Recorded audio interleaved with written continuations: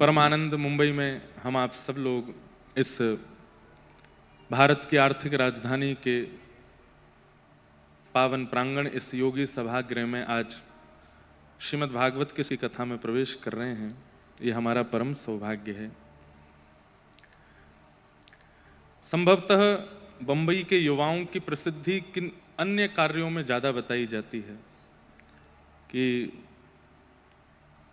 हमारे बंबई के युवा जो हैं वो आधुनिक क्षेत्र में बहुत आगे हैं।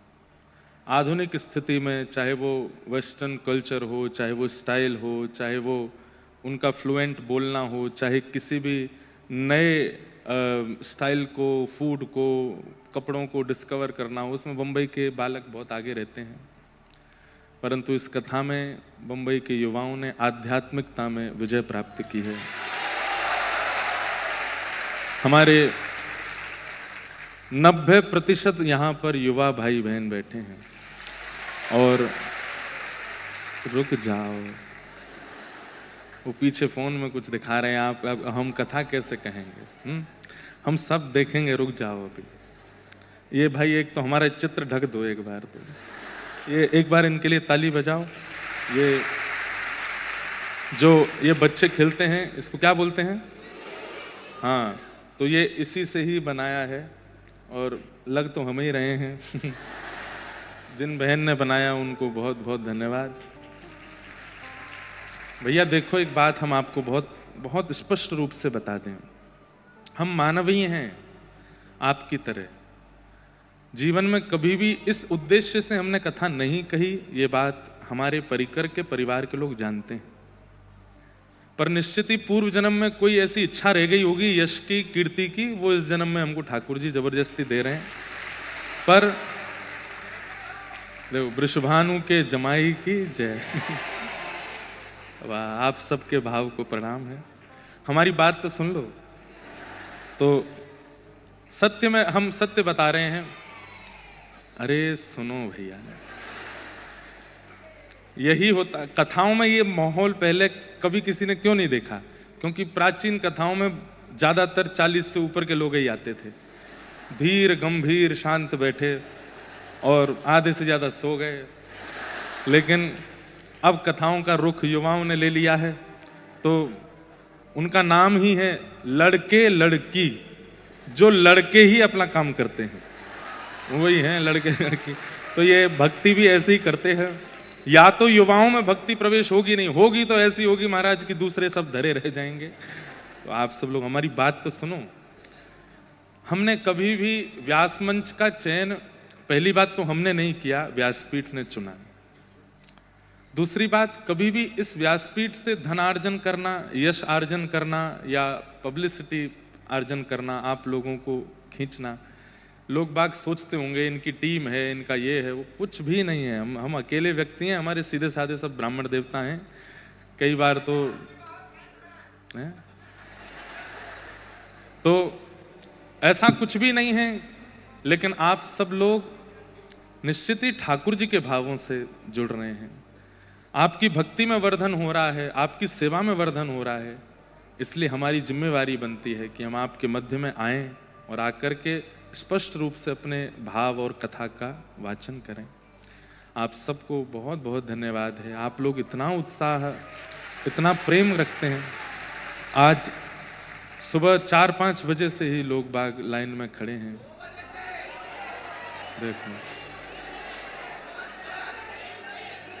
रात में 3 बजे से। जय हो। हम क्षमा मांगते हैं, आप लोगों को बहुत श्रम होता है, लेकिन ये उत्साह है आप सबका। हम तो बस हृदय से, मन से और बस सब रूप से एक ही बात पंडरीनाथ भगवान से कहेंगे। इतना उत्साह लेकर के आप लोग कथा में आते हैं। ठाकुर जी आपके इस जन्म में कृपा करें कि बस उनका साक्षात्कार आपको निश्चित हो जाए। आप सब लोग ऐसे ही भावों में बने रहें। हम मानव ही हैं, और कई बार मानव अपनी क्रियाओं का केवल क्रम करता है, पर संसार के कई वैष्णव कई भाव उसका पालन करते हैं। और कई लोग केवल उसमें दोष दिखाना और उसको कुछ ना कुछ करना प्रारंभ करते हैं।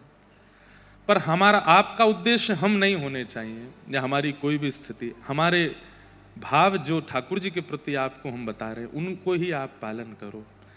हमें प्राप्त करना आपका उद्देश्य नहीं होना चाहिए, ठाकुर जी की प्राप्ति करो, लाल जी को प्राप्त करो। जीवन बहुत छोटा है, जीवन बहुत कम है, इतना श्रम इतना परिश्रम आप कर रहे हैं, निश्चित ही आप ठाकुर जी का अनुभव करना चाहते हैं, वही उद्देश्य रखिएगा।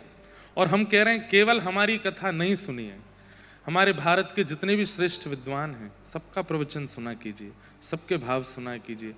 बस उद्देश्य ये होना चाहिए कि उनके भाव से हमारे चित्त में भक्ति बढ़े, भाव बढ़े, प्रेम बढ़े, ठाकुर जी के प्रति प्रीति बढ़े।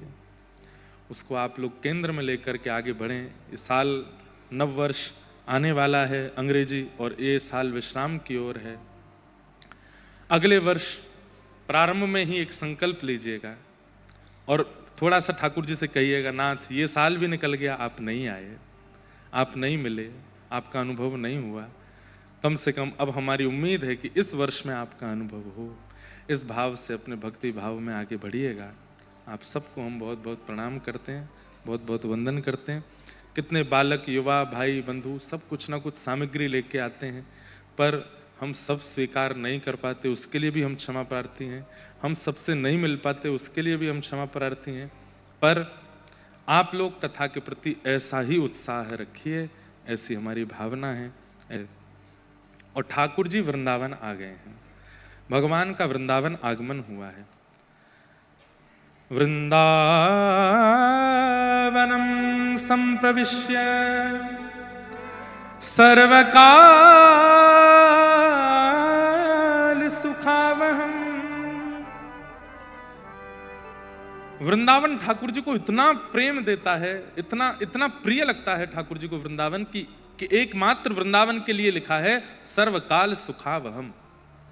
ठाकुर जी को हर परिस्थिति से सुख देता है वृंदावन। अब वृंदावन का रूप अलग हो गया है, हमें जो दिख रहा है वो वृंदावन अब अलग जैसा है, पर अभी भी ठाकुर जी को सुख देता है वृंदावन।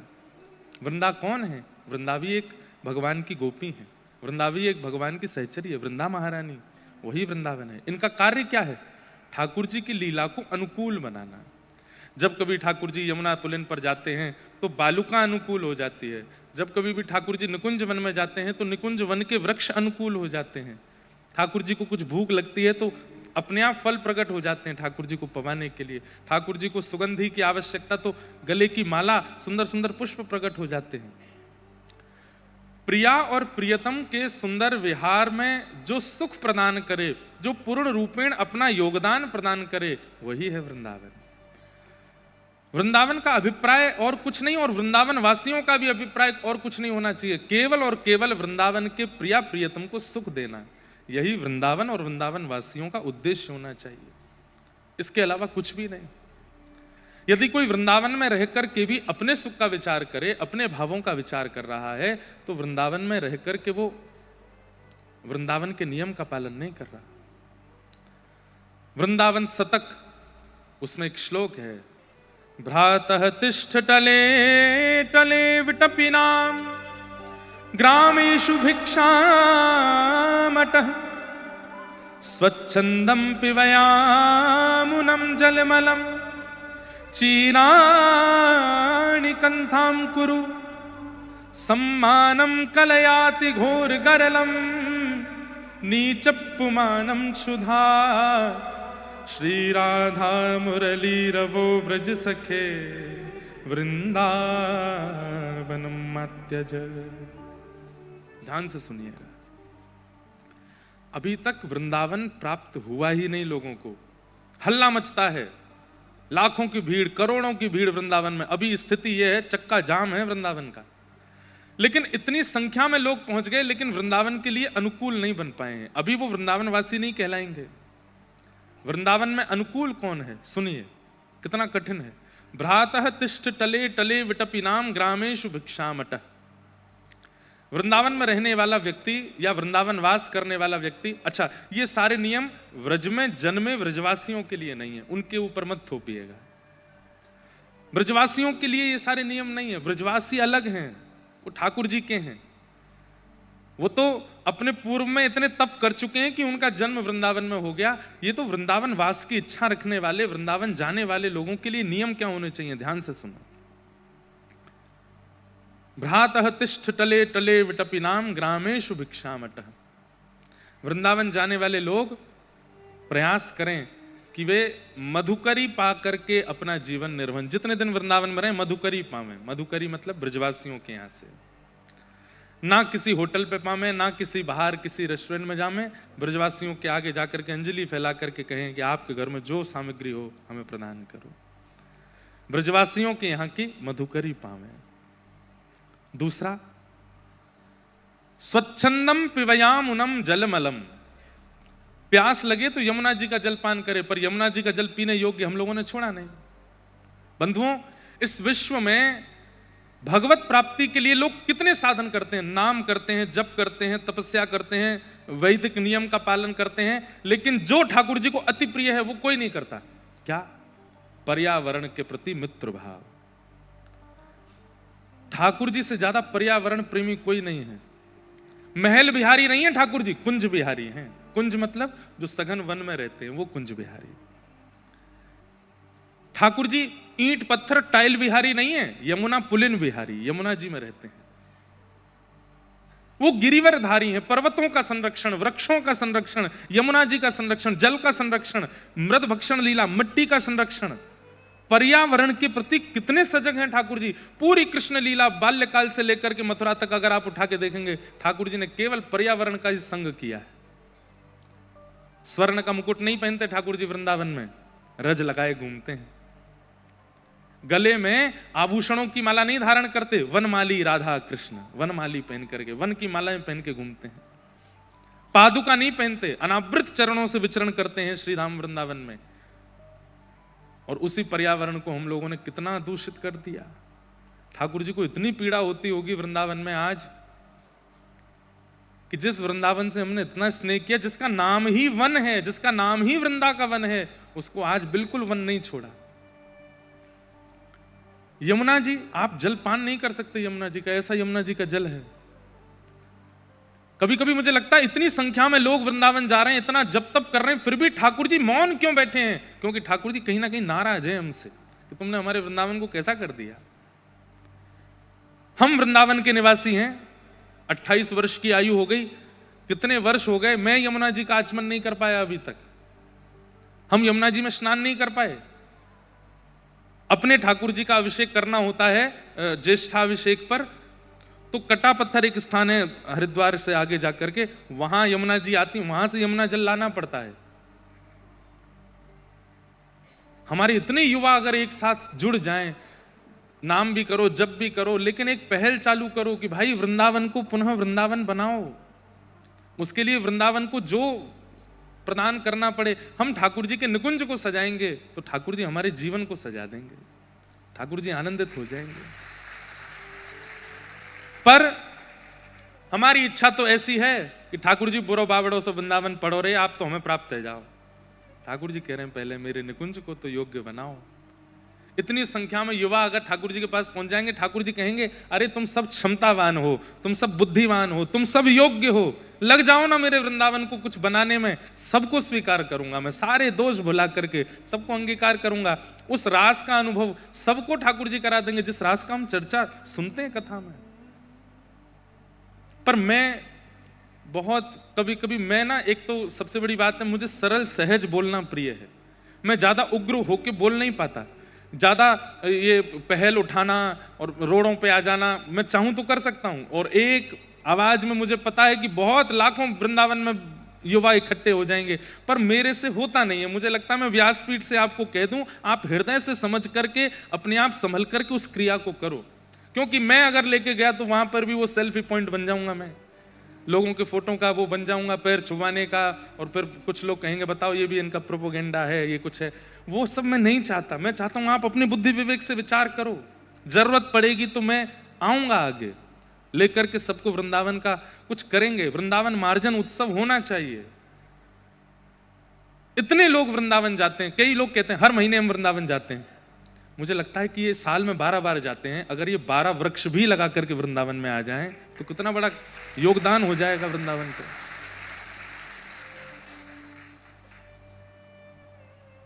आज मंदिरों को तोड़ना, वृंदावन में ये बनाना वो बनाना, ये सब चल रहा है। हम लोग केवल ठाकुर जी को देखने के लिए इतनी भीड़ लगा देते हैं।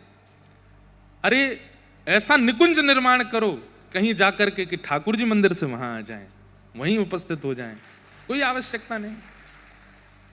बैठी रहूं कुंजन के कोने, श्याम राधिका गाऊं, किशोरी तोरे चरणन की रज पाऊं, किशोरी तोरे चरणन की रज पाऊं। कहां से पाऊं? रज बची नहीं, कहां से पाऊं?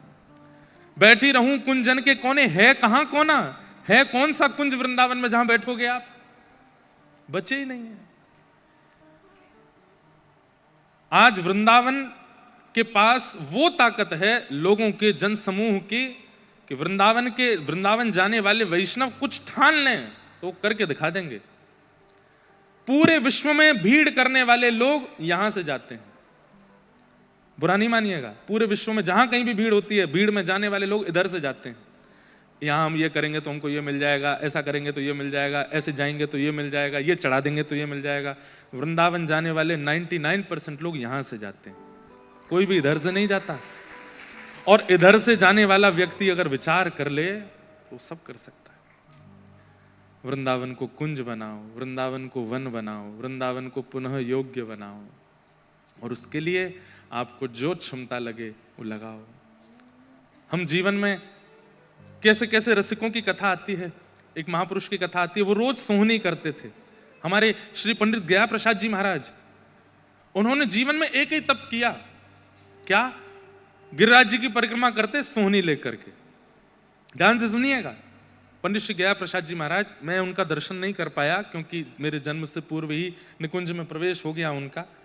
उनकी गोद में प्रिया प्रियतम खेलते थे। आप लोग गिरिराज जी जाएंगे तो मुकुट मुखार विंद जहां से परिक्रमा प्रारंभ होती है, थोड़ा आगे 1-1.5 किलोमीटर जाते ही सीधे हाथ पर आपको गया प्रसाद जी की समाधि लिखा दिख जाएगा, जाके वहां प्रणाम कीजिएगा। उनके बारे में सुनो। गिरिराज जी की परिक्रमा करते, कैसे करते? ना तो माला झोली, ना कोई कीर्तनिया, ना कुछ और, बस सोहनी रखते अपने हाथ में और सोहनी करते करते। और ऐसे नहीं कि बस झाड़ते हुए बस परिक्रमा पूरी करनी है, जहां तक एक दिन में पहुंचते थे वहां तक ही करते, लेकिन खूब अच्छे से मार्जन करते गिरिराज जी का। कीट पत्थर पतंग कुछ भी गिरा मिलता उसको समेटते, उसको व्यवस्थित स्थान पर डालते। एक बार का प्रसंग है कि महाराज जी सोहनी कर रहे थे, और सोहनी करते करते वो सामग्री उठा के डाली और वहीं बैठ के रोने लगे। किसी ने जाके पूछा, बाबा आप काहे को रो रहे हो? तो रोते रोते किसी व्यक्ति विशेष को दोष नहीं दिया। हम लोग पन्नी डाल देते हैं, कूड़ा कचरा डाल देते हैं वृंदावन में, गोवर्धन में, किसी व्यक्ति विशेष को दोष नहीं दिया। वो सारा कचरा हाथ में लेकर के क्या बोल रहे हैं? जी नंद को लाला माने ही नाए, मैं कितनों याकू समझाऊं, गंदो मत करे कर, मत करे कर। अरे जी गिरिराज जी हैं, इनको स्वच्छ रखो, पवित्र रखो, माने नाए, सबरो कूड़ो ले जाए के बीच में ही डाल दे। मतलब किसी व्यक्ति विशेष को दोष नहीं दिया, ठाकुर जी से कह रहे हैं वो ही डाले आके, और रुदन करने लगे।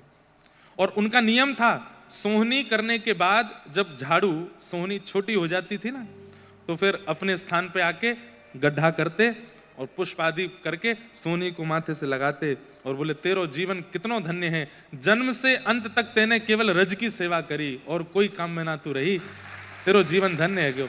और सोहनी को गाड़ करके और उसको समाधि दे करके गिरिराज जी में फिर भंडारा करते संतों का, सबको 10-10 रुपया बांटते।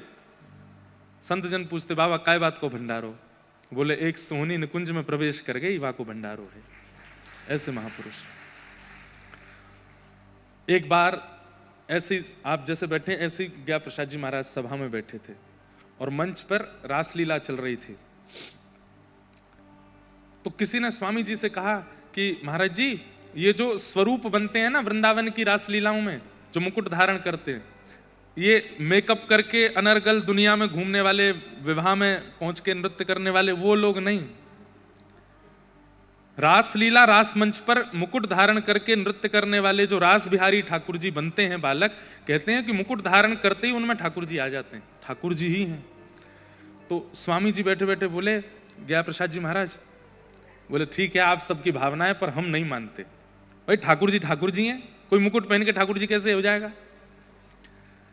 रासलीला में बैठे थे तो बैठे बैठे उनके मन में आया, अगर ये सच में ठाकुर जी हैं तो मैं अमरूद लेकर के आया हूं और मैं सामने धर दूंगा। अगर ये सच में ठाकुर जी हैं तो ये लीला में कुछ ऐसी योजना करेंगे, आकर के अमरूद खाएंगे, और अगर इन्हें अमरूद उठाए के खा लियो मेरो तो मैं मान जाऊंगा ये ठाकुर जी हैं।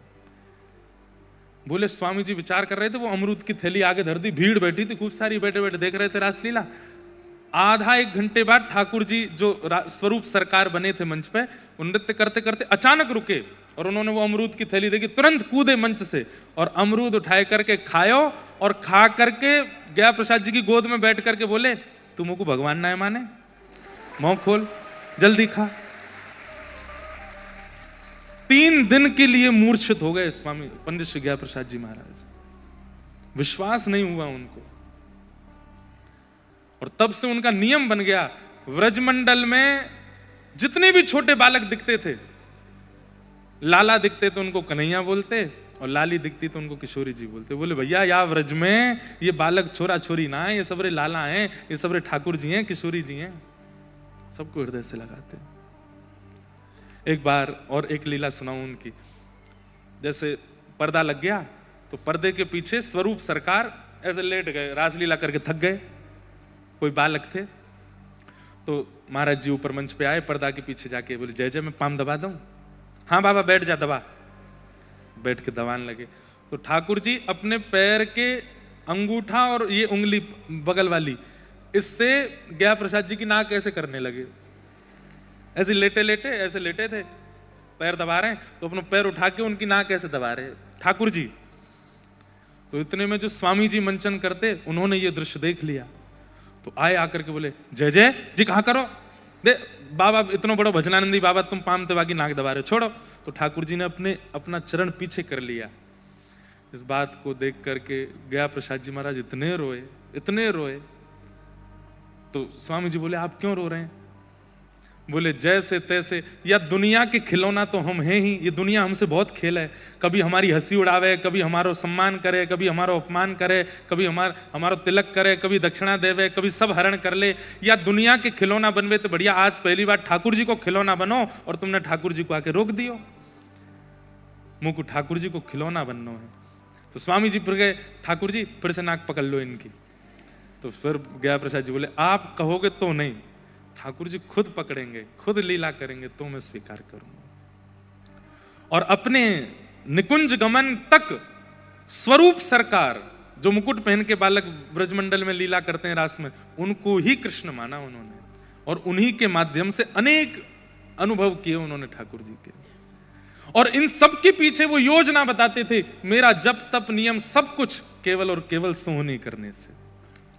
रज की सेवा, वृंदावन के नुकुंज की सेवा, यमुना जी की सेवा, हम इन्हें छोड़ करके केवल और केवल एक सेवा में लगे हैं, भजन साधन में। करिए वो भी, लेकिन नुकुंज की सेवा करो, रज की सेवा करो, यमुना जी की सेवा करो, निकुंज वृक्षों की सेवा करो, उससे ठाकुर जी ज्यादा प्रसन्न हो जाएंगे।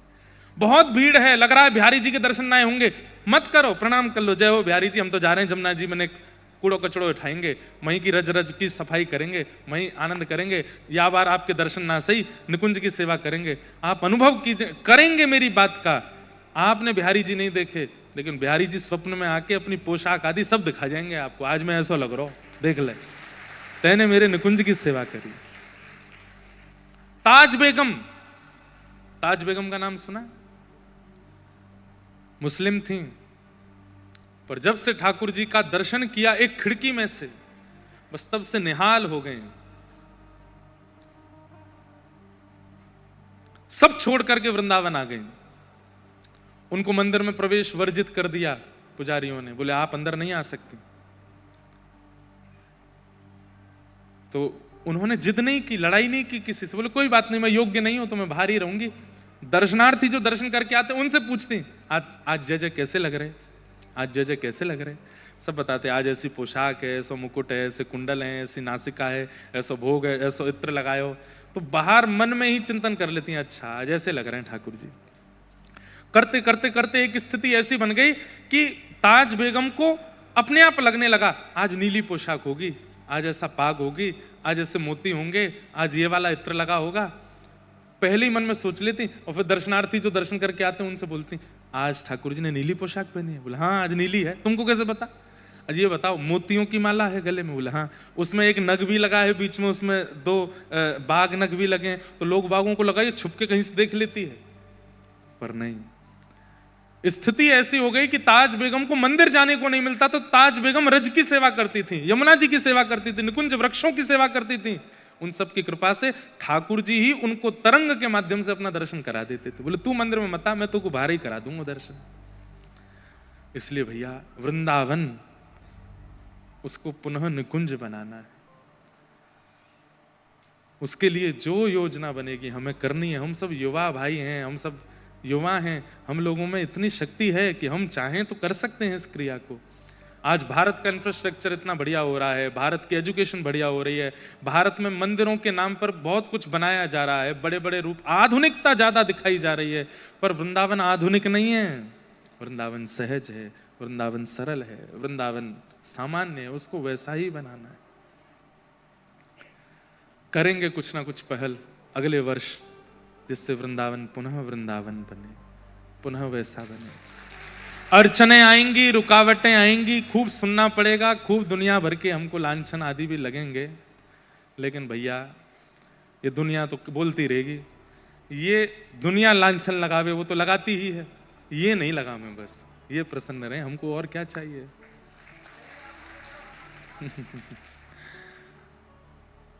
चरणामृत रा नेम हमारा, चरणामृत रा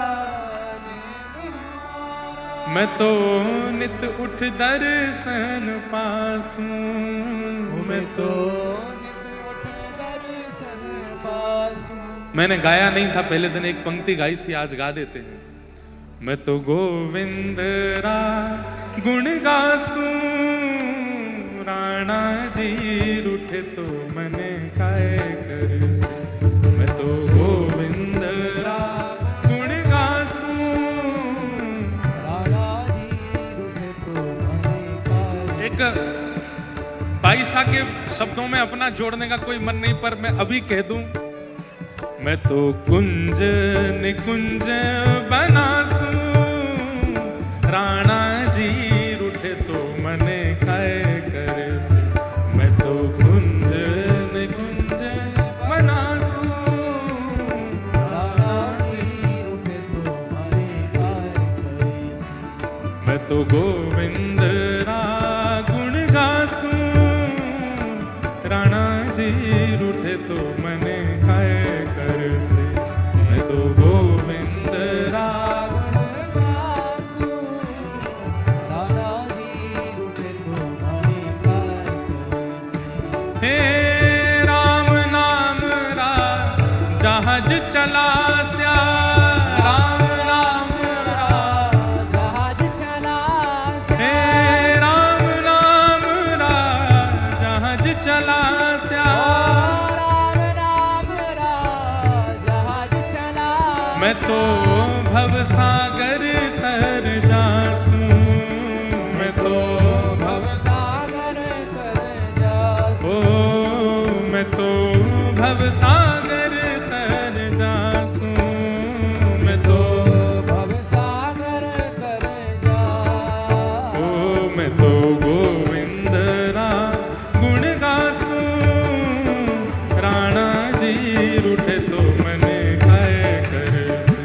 मैं तो गोविंद रा गुण गासूं, राणा जी रूठे तो मने काय कर से। मैं तो गोविंद रा गुण गासूं, राणा जी रूठे तो मने काय कर से।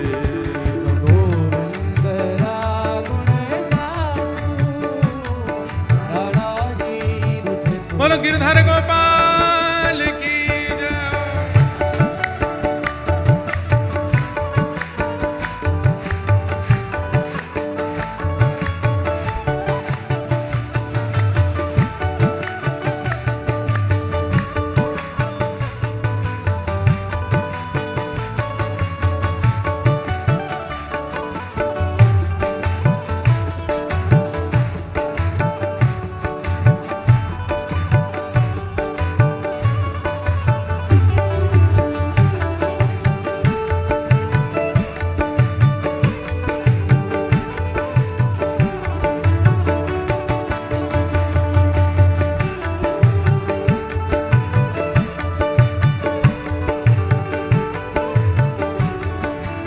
आइए।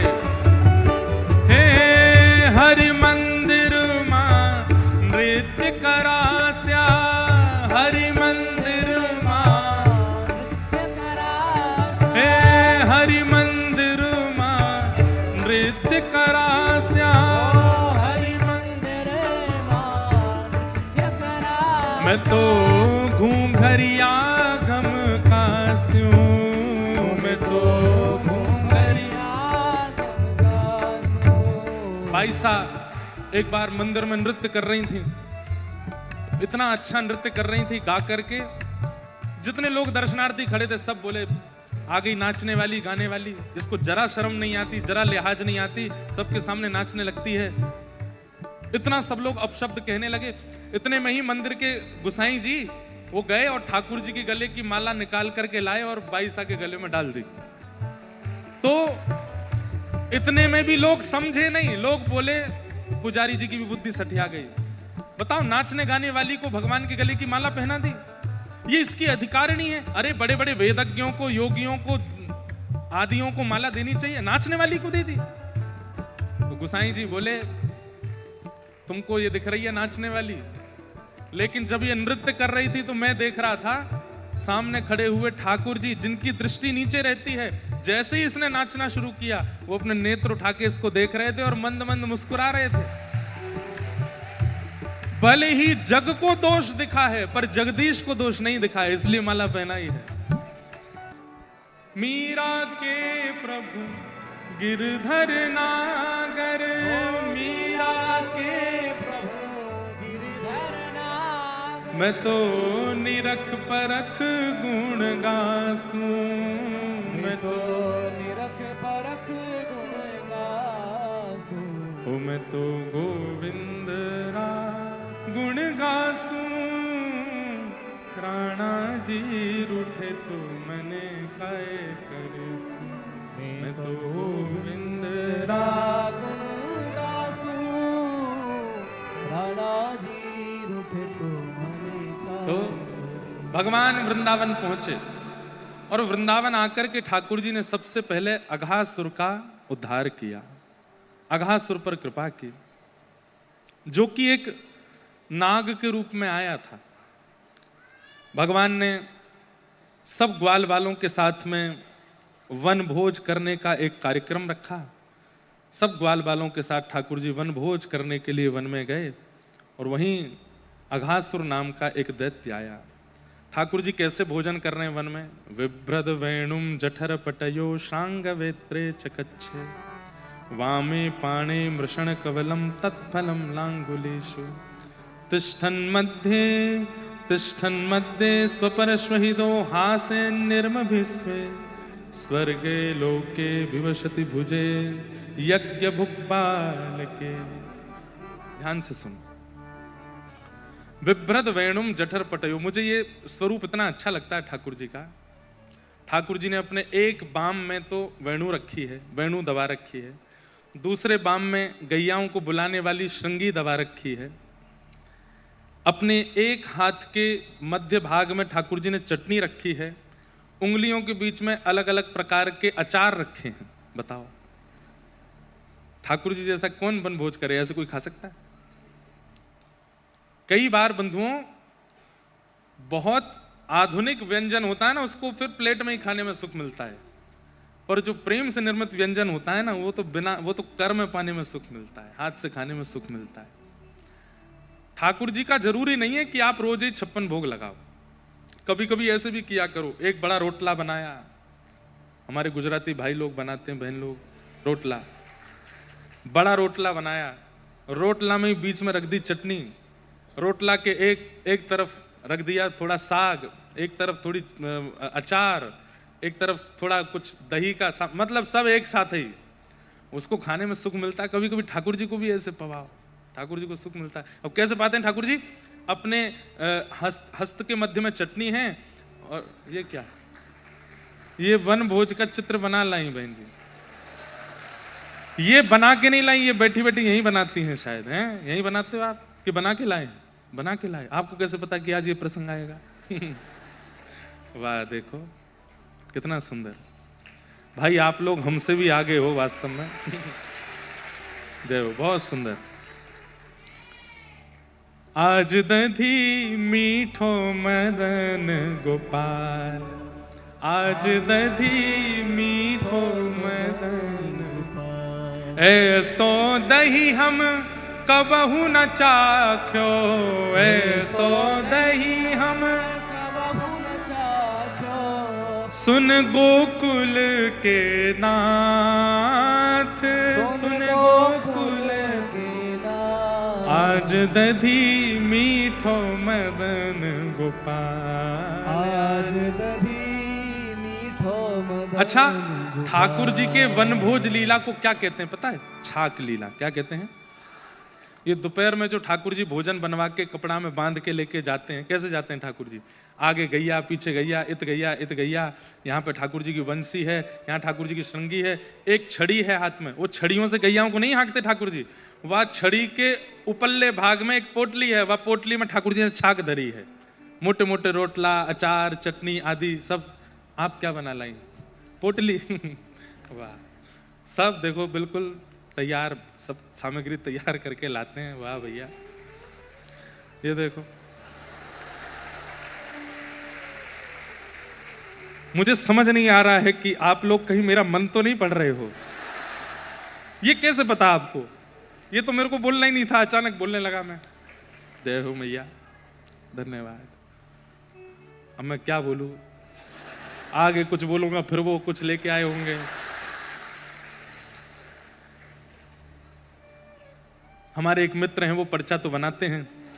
अब उनको हम बोल देंगे कि भाई हमारे बंबई के वैष्णव जो हैं ये पर्चा नहीं बनाते, ये तो प्रैक्टिकल लेके आ जाते हैं।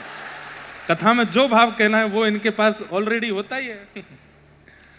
तो ठाकुर जी कैसे जाते हैं? आगे गाय है, पाछे गाय, इतुत गाय, सब गायों के बीच में ठाकुर जी, और ऐसे अपने साथ में छड़ी पे ऊपर उसमें पोटली में ठाकुर जी सामग्री लेके जाते हैं वन में। और फिर वन में जाकर के विभ्रद वेणुम जठर पटयो श्रांग वेत्रे चकच्छे, ठाकुर जी दोनों तरफ ऐसे वेणु और श्रृंगी को लगा लेते हैं। अपने हस्त के मध्य भाग वामे पाणे मृषण कवलम, अपने बाम हस्त में तो ठाकुर जी ने कवल यानी कि रोटी पकड़ी है, और तत्फलम लांगुलीशु, अपनी उंगलियों के मध्य में अलग अलग फलों के अचार ठाकुर जी ने लगा रखे हैं, और बीच में चटनी रखी है। कैसे खाते हैं? एक बार रोटी खाते हैं, फिर कोई अचार चाटते हैं, फिर रोटी खाते हैं, फिर चटनी चाटते हैं, फिर रोटी खाते हैं, फिर सामने बैठे ग्वाल वालों से कहते हैं तू का लेके आयो? बोले मैं तो लाला बैगन को साग लेके, ला खवा मोकू, तो उसके हाथ से खाते हैं। तू का लेके आयो? बोले लाला मैं तो दाल लेके आओ, मोकू खवा। तू का लेके आयो? बोले मैं तो कढ़ी लेके आओ, बोले मोकू खवा। उनके यहाँ से भी पाते हैं। तिष्ठन मध्य स्वपरिश्रहिदो हासयन निर्म भिस्वे, बीच में बैठे हैं ठाकुर जी, चारों तरफ ग्वाल वालों के बीच में बैठ करके ठाकुर जी हास परिहास कर रहे हैं, हंस रहे हैं, गा रहे हैं, नाच रहे हैं, आनंद कर रहे हैं। अब इसमें दो लीला आती हैं। एक लीला तो थोड़ी प्रसिद्ध सी है कि मधुमंगल नहीं बैठा। ठाकुर जी बोले अरे मधुमंगल कहाँ गए हो? दूसरा बोलो लाला मैं बताऊं? बोले हाँ कढ़ी लेके आयो है। और बाकू यूं लगी तू सबरी चट्ट कर जाएगो तो एकांत में पारो है। ठाकुर जी बोले याकू मैं बताऊं, मोते बचा के ले जाएगो। तुरंत ठाकुर जी ने फेंटा बांधो, दौड़ करके गए और देखी तो मधुमंगल मोते लगाए कढ़ी पी रहा है। ठाकुर जी बोले अरे कैसे मोह दैनी ना पड़ जाए, हमारे एकांत में पारो है। मधुमंगल तुरंत कढ़ी पी गया था। यहाँ पे पूरी मूछ मूछ बन गई है, मुखमंडल पर थोड़ी कढ़ी लगी। लाला ऐसी बात ना है तो क्या बात है? लाला तेरे घर तो रोज भोजन बने, हम तो गरीब ब्रजभासी हैं। 4 दिन पहले कढ़ी बनी, मैया ने कहीं से छाछ ले आई, खूब सारी कढ़ी बना दी। 4 दिन तो वही खा रहे हैं। अब वो बासी है गई, खट्टी है गई, और तो को खट्टी पिवाऊंगो तेरी आंख मिच जाएंगी, गले में लगेगी, कोई रोग है जाएगो। तू माने ना है खाए बिना, या हमारे एकांत में खा रहा हूं। ठाकुर जी बोले मुंह को तो फिर भी मिल गई। कहां से मिल गई? अब तो खत्म। सो ठाकुर जी ने थोड़ी पकड़ी और अपने समीप खींच करके जीभ निकाल के वहां को मुंह चाट गए। वहां की नासिका पे चाट गए, होठन पे चाट गए, गारन पे चाट गए। ठाकुर जी बोले बड़ी खट्टी है लेकिन आनंद है, रो स्वाद है। मधुमंगल के नेत्रों से अश्रुपात होने लगे। ठाकुर जी को अंक में भर लिया। वो लाला तू इतना प्रेमी काहे को है? अरे हम ब्रजवासी, हमें कोई पूछे ना, हमें कोई देखे ना, गोवरन की सुगंधी सी आती रहे तन में ते, तू काय को हम तो इतने स्नेह करे। अरे हम तो एक ही लत्ता 2-2 बार पहन लें, 3-3 बार धारण करते रहे, हम तो इतने पवित्र भी ना लाला, तू इतना प्रेम काय को करे। ठाकुर जी बोले क्यों, तू मेरो ना है, ये ब्रजवासी मेरे ना है, तुम सब मेरे ना हो। अपने बालक की, छोटा बालक यदि विष्ठा आदि त्याग कर दे तो काम मैया को दूर पटक दे कि अरे भैया दुर्गंध आ रही है हमें ते। अरे बालक तो बालक है, अपनों तो अपनों है, अपनी की तो विष्ठा भी हो, अपने की तो दुर्गंध भी हो तो भी स्वीकार करी जाए। तुम सब मेरे हो, ब्रजवासी वल्लभ सदा मेरे जीवन प्राण, तुम सब ब्रजवासी मेरे प्राण हो, इनको ना ही बिसारी हो मोहिनंद बाबा की आन। तुम ब्रजवासी ने कभी ना भूल सकूंगा। या हमारे ब्रजवासी के लैया भैया 100 गलती 100 खून माफ है। ब्रजवासी ठाकुर जी उनसे नाराज ना हूं मैं, क्यों, ब्रजवासी मेरे प्राण है। लेकिन ब्रजवासी को भी विचार करना चाहिए कि ऐसे नहीं कि ठाकुर जी ने प्राण कह दी तो हम कछु भी करें, ठाकुर जी के अनुकूल रहना चाहिए। एक लीला तो यह है, दूसरी लीला क्या है जो हमारे अष्ट सखाओं ने वर्णन किया, जो पद में गा रहा था, आज दधि मीठ हो मदन गोपाल। ठाकुर जी अपने गोद में घड़ा लेके दही को और वहां में से निकालें और सब ग्वालान को दे रहे हैं, लो दही खाओ। अब ठाकुर जी के हाथ को दही, अब जैसे एक को दे दें तो दूसरा आ रहा है, तो दही को स्वभाव है कि पूरी पूरी ना निकल जाए, एक रह जाए ना हाथ में, तो दूसरा दही निकालवे तो पहले ठाकुर जी चाट ले और स्वयं भी खा रहे हैं, दूसरे इनको भी खवा रहे हैं। आपुन खात खवात सबन को, ऐसे हमारे गोकुल के नाथ। तो जब ठाकुर जी स्वयं पाते हैं तो उनका अधरामृत लग जाता है और अधरामृत के साथ फिर दही लेकर के जैसे देते हैं, तब सब ब्रजवासी कह रहे हैं ऐसा दही हम कबहू ना चाखो सुन गोकुल के नाथ। आज तो बहुत जोर का है। अब तो महाराज भीड़ लग गई, सबरे ग्वाल वालन की हम खाएंगे, इतने में वो मटका को दही सबरो खत्म है गो। 5-6 ग्वाला बच गए। लाला जी तो गलत बात है, सबरो दही तो खत्म है गो, अब कहा करें। और जो हाथ में भी थोड़ा बहुत हो वो भी ऐसे पूरा ले करके जो बच्चों भयो वो भी कोई को दे दियो। अब 2-4 कहीं कहीं हाथ में लगो भयो है, यहाँ तक ठाकुर जी के सने हाथ सब निकाल के ठाकुर जी बांट चुके, थोड़ा बहुत रह गो, 5 ग्वाला रह गए। तब ठाकुर जी ने कहा कियो जो नहीं पायो सुनो मेरे भैया, जिनको नहीं मिलो दही इतकू आओ। अब जिनको मिलो वो तो ठेंगा दिखा रहे हैं, अरे तुमको नहीं मिलो हमको तो मिल गो। और जो नहीं पायो सुनो मेरे भैया इतकू आओ, मेरी हथेली चाट लो, मेरा हाथ चाट लो, जहां जहां तुमको नेक नेक दही मिले सब चाट लो। तो ठाकुर जी को हाथ लेके एक उंगली एक चाट रहो, दूसरा चाट रहो, यहां ते चाट रहे, सब जगह ते ठाकुर जी के हाथ को चाटन लगे। ब्रजवासी के नेत्र सजल लगे, देवता आकाश में खड़े खड़े सोच रहे हैं अपवित्र पवित्रो वा सर्वावस्थांग तो पिवा यस्मरेत पुंडरी काक्षम सबाई अभ्यंतर सुचि। हम लोगों को इतनी पवित्रता का विधान बता रखा है, सुबह नहाओ, दोपहर में नहाओ, रात्रि में फिर नहाओ, मौन रहो, मेरा भोग बनाओ तो मुख पे पट्टी बांध करके बनाओ, और बिना नहावे धोए भीतर मत आना। और कई मंदिरों में तो नियम है कि वस्त्र गीले करो, गीले वस्त्र ही पहन के सेवा में जाओ, अप्रश्न सेवा करो। हमारे लिए इतने नियम, और ब्रजवासी तो हम कह रहे हैं चाट जाओ, और वह मधुमंगल के मुंह पे लगी कड़ी चाट गए। हमारे लिए इतने नियम और इन ब्रजवासियों के लिए कुछ भी नहीं। तब ब्रह्मा जी बोले बात ये नहीं है। बोले तो बात ये है कि ये कृष्ण ही नहीं है, ये कोई बहलूपिया है। भैया ठाकुर जी नहीं छोड़े लोगन ने, ठाकुर जी पर भी संशय कर लिया। बोले ये भगवान है ही नहीं, ये भगवान नहीं है। अरे ये कोई भगवान की लीला होती है? जिनको वेदों की ऋचाओं से, जिनको यज्ञ आहुतियों से प्रसन्न किया जाता है, जिनके लिए नेति नेति कह के वेद पुकारते हैं, तब जाकर के वो सुनते हैं, वो इन ब्रजवासियों के साथ गैया चराते हैं। अरे मैंने तो सुना है यशोदा मैया 2-2 दिन तक नहाती भी नहीं है इनको, ये भगवान है? हाँ, आजकल का जो मौसम है ठाकुर जी नहामे थोड़े ही हैं। जगन्नाथपुरी में तो जगन्नाथ भगवान के समान बड़े बड़े शीशे हैं, तो जगन्नाथ महाप्रभु के सामने शीशे रख दिए जाते हैं, तो जैसे ही जगन्नाथ जी का प्रतिबिंब उसमें आता है, पुजारी जी शीशा ही नवाते हैं, जय हो नाली है ठाकुर जी। आप लोग ऐसा मत करना, सुबह सुबह लोटा लेकर के शीशा में खुद को देखा, ले भैया नहा लियो, बाल बाल काट करके पहुंच गए ऑफिस। लेकिन हमारे ठाकुर जी लाडले लाल हैं। कौन है? लाडले लाल हैं, बड़े लाडले। हमारे वृंदावन में श्री राधारमण जी, राधा वल्लभ जी आदि में ठाकुर जी के होती है, ठाकुर जी को नित्य थोड़ा थोड़ा जल से स्नान करा देते हैं। फिर उसके बाद जो ऐसे वस्त्र होते हैं, इसको कोसे पानी, गर्म पानी से न गीलो करके ठाकुर जी के ऐसे पहुंच देंगे, हाथ पाम सब है गए, ठाकुर जी नहा लिए, बस याते ज्यादा नहीं, जाड़ो लग जाएगा और नेक्स्ट तो लाला है। छोटे बच्चे वैसे भी सर्दियों में कभी कभी नहाते हैं, ऐसे हमारे लाल जी हैं।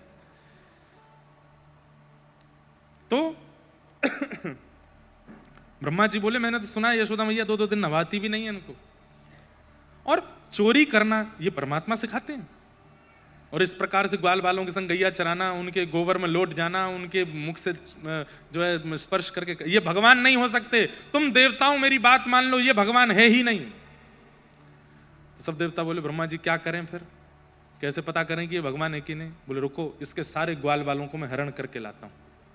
ब्रह्मा जी नीचे आए, ठाकुर जी हस्त प्रक्षालन करने के लिए यमुना जी में गए थे।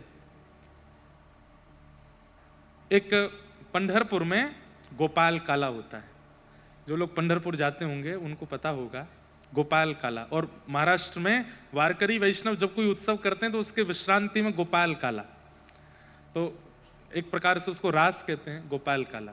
और उसके बाद फिर वो हंडी में कुछ पाते हैं, मुझे नाम नहीं याद आ रहा, क्या बोलते हैं उसको, हंडियों में चावल, क्या दही हंडी में, उसमें दही होती है, उसमें चावल होते हैं, चिवड़ा होते हैं और बहुत सारी सामग्री होती है, पूरा सब अलग अलग लेके आते हैं, सबको मिला करके फिर सब लोग उसको पाते हैं।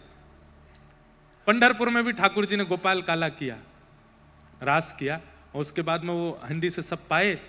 तो कहते हैं उसमें देवताओं को बैठने नहीं दिया जो ठाकुर जी ने पाया, क्योंकि एक साथ ही सब लोग पा रहे थे, सब एक दूसरे को पवा रहे थे, एक दूसरे के हाथ से पा रहे थे। तो कहते हैं देवताओं को वहां आने नहीं दिया। तो कहते हैं कि देवता चंद्रभागा नदी में मछली बन करके पहुंच गए। बोले क्यों? बोले खाने के बाद हाथ धोने तो आएंगे, तो जब हाथ धोएंगे तो जो बचेगा हाथ का वो हम पालेंगे। तो ठाकुर जी जैसे ही हाथ धोने पहुंचे, देखा मछलियां नहीं है, सबरे 4 मुंह वाले 3 मुंह वाले सबरे देवता हैं। ठाकुर जी बोले सुनो, हाथ मत धो। बोले तो क्या चाट लो हाथ को, इनको मिलना ही नहीं चाहिए। ये सब प्रेम की वस्तुएं हैं बंधुओं, इन प्रेम की वस्तुओं में कौन पहुंचे? गोपाल काला लिया है क्या? क्या बनाया है? अच्छा, वो चाट रहे हैं, वाह अद्भुत हो भैया सब। तो ब्रह्मा जी आए और भगवान के ग्वाल बालों का हरण करके ले गए। ठाकुर जी लौट के वापस गए तो देखा एक भी ग्वाल बाल नहीं है। ठाकुर जी ने मन में विचार किया कहां गए सब। तभी ठाकुर जी ने नेत्र बंद करके ध्यान लगा करके देखा तो ब्रह्मा जी हरण करके ले गए। ब्रह्मा तुझे तो बताऊंगा और ऐसा मजा चकाएंगे कि तुम जीवन भर याद रखोगे।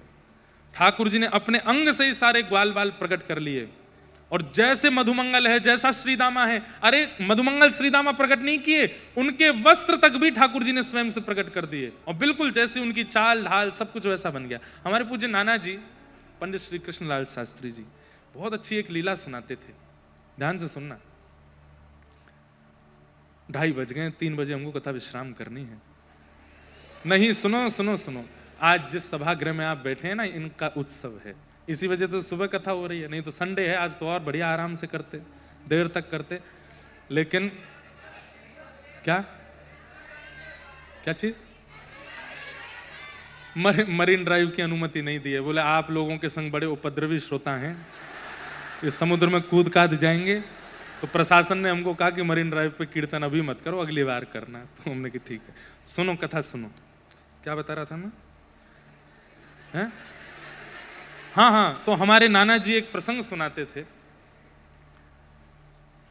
कि ये लीला भी एक कृपा है। रास बिहार में असंख्य गोपियों के संग रास किया ठाकुर जी ने, और असंख्य लोगों ने उस पर प्रश्न उठाया कि परमात्मा होकर के पर स्त्रियों के साथ नृत्य कैसे कर सकते हैं। तो हमारे व्रज के रसिक बताते हैं, कितनी सुंदर कथा। बोले भैया ठाकुर जी ने अबिला या पर स्त्रियों के साथ नहीं, अपनी ही भार्याओं के साथ में नृत्य किया। कैसे? बोले जब ब्रह्मा जी ने सारे ग्वाल बालों का हरण किया, ये ग्वाल बाल 4-5 नहीं थे, हजारों की तादाद में ग्वाल बाल, ब्रजमंडल के जितने भी ग्वाल बाल हैं सब ठाकुर जी के साथ थे, सबका हरण करके ले गए। और केवल ग्वाल बाल नहीं, बछड़ा बछियाओं का भी हरण किया ब्रह्मा ने। तो ठाकुर जी ने ही सब ग्वाल बालों का रूप धारण कर लिया। तब पूर्णमासी ने, एक पूर्णमासी थी ब्रज में, उन्होंने हल्ला किया, बोले क्या? बोले भैया अगले 12 साल तक एक नक्षत्र ऐसा आया है कि कोई भी ब्याह नहीं कर पाएगा। इसलिए भैया सब ब्रजवासी से मेरी प्रार्थना है, आप सब अपनी लालीन को, अपने लालान को ब्याह कर दो। तो जैसे ही ब्रह्मा जी ग्वाल बाल हरण करके गए, सब ग्वाला ठाकुर जी बन गए। और उसी समय पूर्णमासी ने यह आज्ञा की, तो जितने ग्वाल बाल थे सबके ब्याह गोपियों से होगा, और वास्तव में उन सबके रूप में ठाकुर जी के ब्याह गोपियों से हो गए। ठाकुर जी सबके पति बन गए। इसलिए रास बिहार की जो लीला है उसमें आप दोष नहीं देख सकते, क्योंकि ठाकुर जी की ही भार्या हैं वे सब गोपियां, ठाकुर जी की ही सब अर्धांगिनी है। अब तर्क वितर्क करने वालों के लिए विषय नहीं है, ये तो संवाद करने वालों का विषय है। 1 साल बीत गया, ठाकुर जी ग्वाल बाल बन के घूम रहे हैं। तभी बलराम जी बोले, ये आजकल ग्वाल बालन में से बड़ी सुगंधी आ रही है, जैसी लाला की सुगंधी वैसी सबन में ते आवे, वैसी इन बछड़ा बछियान में ते सुगंधी आवे। और भैया ये गोपी अपने छोटे बालकन से इतना प्रेम ना करें जितने लाला के सखा से प्रेम करें, उनको गोदी में लिए डोलें। और तो और ये गैया भी सबरी अपने नए नए बछड़ा बछियान से इतना प्रेम नहीं करें जितना प्रेम लाला की चरावे वाली बछिया बछियान ते करें। क्यों? वो तो बलराम जी हैं, शेषनाग हैं। तुरंत अपनी दिव्य दृष्टि से देखा तो सब ठाकुर जी, सबके रूप में ठाकुर जी घूम रहे हैं। ब्रजमंडल में लाखों श्री कृष्ण हो गए हैं, ग्वाल भी कृष्ण है, बाल भी कृष्ण है, गैया भी कृष्ण है, बछिया भी कृष्ण है, उनके वस्त्र भी कृष्ण है, उनकी छड़ी भी कृष्ण है, उसमें पोटली भी कृष्ण है, उसमें प्रसाद भी, सब कुछ कृष्ण है। दाऊ दादा तुरंत लाल जी के पास गए, बोले लाला जी क्या कर रहे हो तू? बोले कहा क्यों लाला? दाऊ दादा मैंने, बोले सबके रूप में तू ही डोल रहा हूं, मुझे सब पता है। अरे दाऊ दादा कहा बताऊं, जब ब्रह्मा की बुद्धि सटिया गई, यानी सबरे चुरा लिए, या हमारे दारी के कुन एक बता रहा हूं मैं। ब्रह्मा जी 1 वर्ष बाद पृथ्वी पर आए, और जैसे ही आकर के उन्होंने देखा तो जितने ग्वाल बाल ब्रह्मलोक में सब नीचे भी हैं। ब्रह्मा जी बोले, एक जैसी दूसरी कृति बनाने की क्षमता मुझे ब्रह्मा में भी नहीं है। मैं भी जुड़वा बनाता हूं, लेकिन एक जैसे फिर भी नहीं बनते, वो थोड़ा तो अंतर रहता है। पर मेरी जैसी दूसरी ही कृति संसार में बनाने की क्षमता केवल परमात्मा है। ग्वाल बाल तो ब्रह्मलोक में है, ग्वाल बालों का तो मैं हरण करके ले गया, तो ये नीचे कहां से आ गए? बोले निश्चित है ये कृष्ण ने ही। और फिर ब्रह्मा जी हैं, उन्होंने भी अपनी दिव्य दृष्टि से देखा तो सब कृष्ण थे। ब्रह्मा जी समझ गए मैंने बहुत बड़ा अपराध कर दिया, ठाकुर जी से क्षमा मांग लूं, लेकिन उन ग्वाल बालों को लेकर के आता हूं। ब्रह्मा जी पुनः गए ब्रह्मलोक, लेकिन मैंने कहा ना इनसे बढ़िया स्क्रिप्ट राइटर कोई नहीं।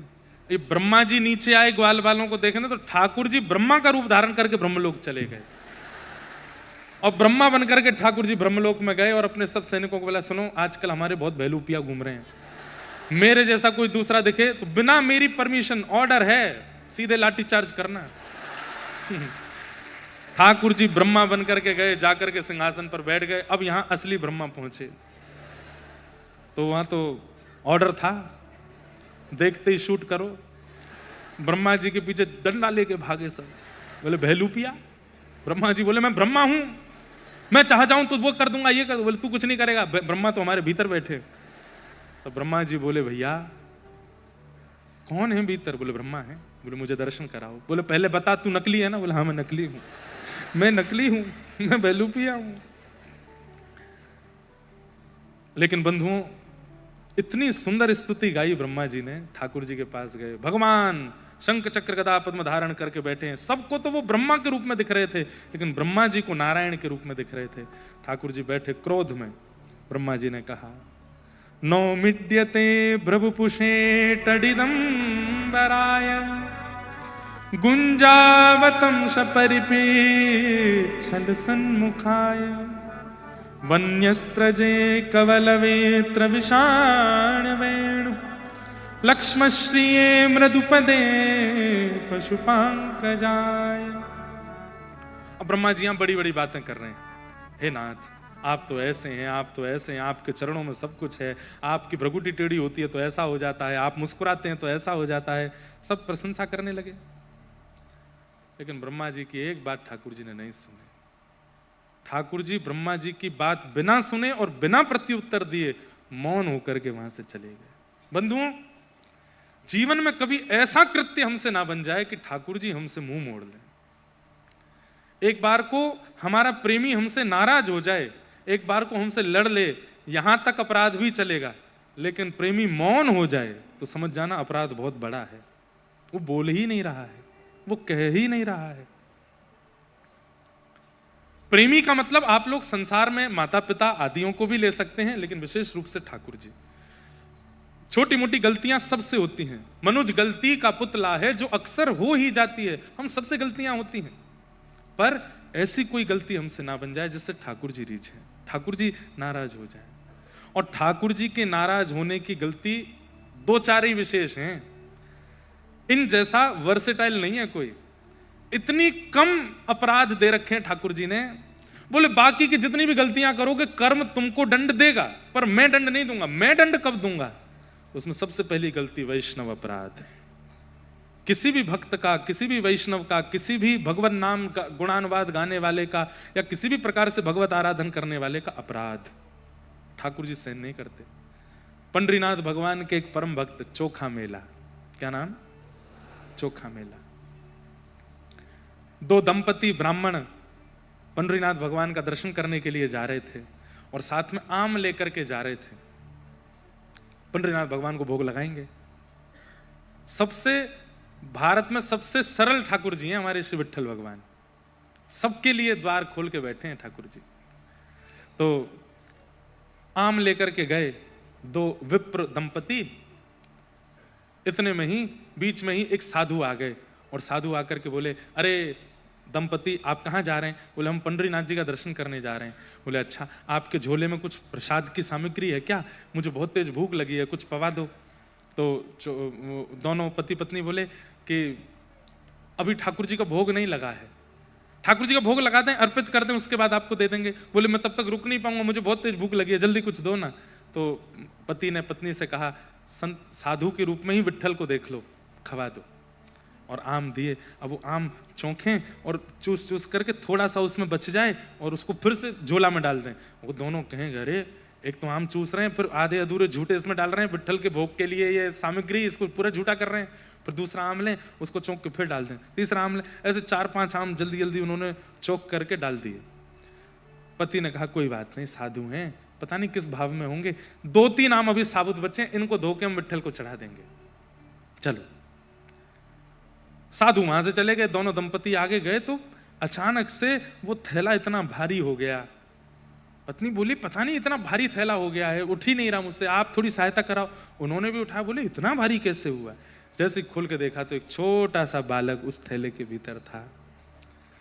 वो साधु कोई और नहीं थे, साक्षात पंडरीनाथ भगवान थे। और वे ही आम चौंक चौंक करके अपने अधरामृत से उसमें एक बालक अर्पित करके गए। भगवान ने जिनको चोख करके प्रदान किया उन्हीं का नाम पड़ गया चोखा मेला। ऐसे चोखा मेला जी प्रकट हुए। लेकिन उन दंपति ने विचार किया, समाज संसार क्या बोलेगा, सबसे बड़ा रोग क्या कहेंगे लोग। बोले दुनिया को कैसे हम उत्तर देंगे कि ये बालक कहां से आया? घर परिवार के लोग तो जानते हैं कि मैं गर्भवती नहीं हूं, और अचानक से इस बालक को लेकर घर जाऊंगी तो क्या कहेंगे, कैसे बताएंगे हम कि ये बालक कैसे आया? पति ने कहा, जिन्होंने दिया वो ही रक्षा करेंगे, और एक वृक्ष के नीचे उस बालक को छोड़ दिया। वहीं कोई दंपति थे, ब्राह्मण नहीं थे, वो सामान्य थे। तो ठाकुर जी का दर्शन करके वे ठाकुर जी से पुत्र की कामना कर रहे थे कि हमें एक संतान प्राप्त हो जाए, नाथ कृपा करो विट्ठलनाथ। तभी उनको रुदन की आवाज आई तो देखा वृक्ष के नीचे एक बालक है। उन लोगों ने कहा, देखो मांगा ठाकुर जी, ठाकुर ने तुरंत दिया, चलो अब यही हमारा बालक। और उस बालक को वे ले गए अपने साथ। चरमकार थे माता पिता, खेती बाड़ी भी करते थे। बालक का नाम चोखा मेला पड़ा, या ऐसा कहें नाम तो उस समय कुछ और होगा, लेकिन बाद में जब इनका प्रकाश हुआ तब संतों ने इनका मूल नाम बताया कि इनका नाम तो चोखा मेला है। ये ठाकुर जी के प्रसाद से प्रकट हुए। धीरे धीरे बड़े हुए। पिताजी से विट्ठल भगवान की कथाएं सुनते थे। एक दिन उनके मन में आया कि दुनिया के लोग इतना प्रसाद चढ़ाते हैं, मैं क्या चढ़ाऊं? तो अपने खेत की ही सामग्री, अपने खेत में लगे हुए फलों को ही तोड़ करके बड़े भाव से, बड़े उत्साह से चोखा मेला जी अपने एक वस्त्र में सारे फल तोड़े, विठोबा को खिलाऊंगा, अपने हाथ से अर्पित करके आऊंगा। पहुंच गए। जैसे ही मंदिर पहुंचे, मंदिर में जाकर के ठाकुर जी के सन्मुख प्रसाद खोलने लगे, तो कुछ पुजारी उन्होंने, क्या कर रहे हो? बोले कि मैं प्रसाद लेके आया हूं ठाकुर जी का, अपने हाथ से पवाऊंगा विट्ठल को। बोले तू अधिकारी है, इतना पवित्र आत्मा है, इतना पवित्र जन्म है तेरा कि तू अपने हाथ से पवाएगा ठाकुर जी को? बोले तो इसमें क्या हो गया, सब सामग्री होती तो भूमि में ही है, और भूमि में तो हर प्रकार की वस्तु होती है, वो तो पवित्र नहीं होती, ठाकुर जी फिर भी पाते हैं। तो मैं जीव हूं, मेरी पवित्रता अपवित्रता मेरे जन्म से कैसे हो सकती है? अच्छा जवान लड़ाता है हमसे। लोग बागों ने मार पीट करके चोखा मेला जी को भगा दिया और उनके फल की सामग्री भी बाहर फेंक दी। बोले तेरे हाथ का छुआ पंडरीनाथ नहीं पाएंगे, तू योग्य नहीं है।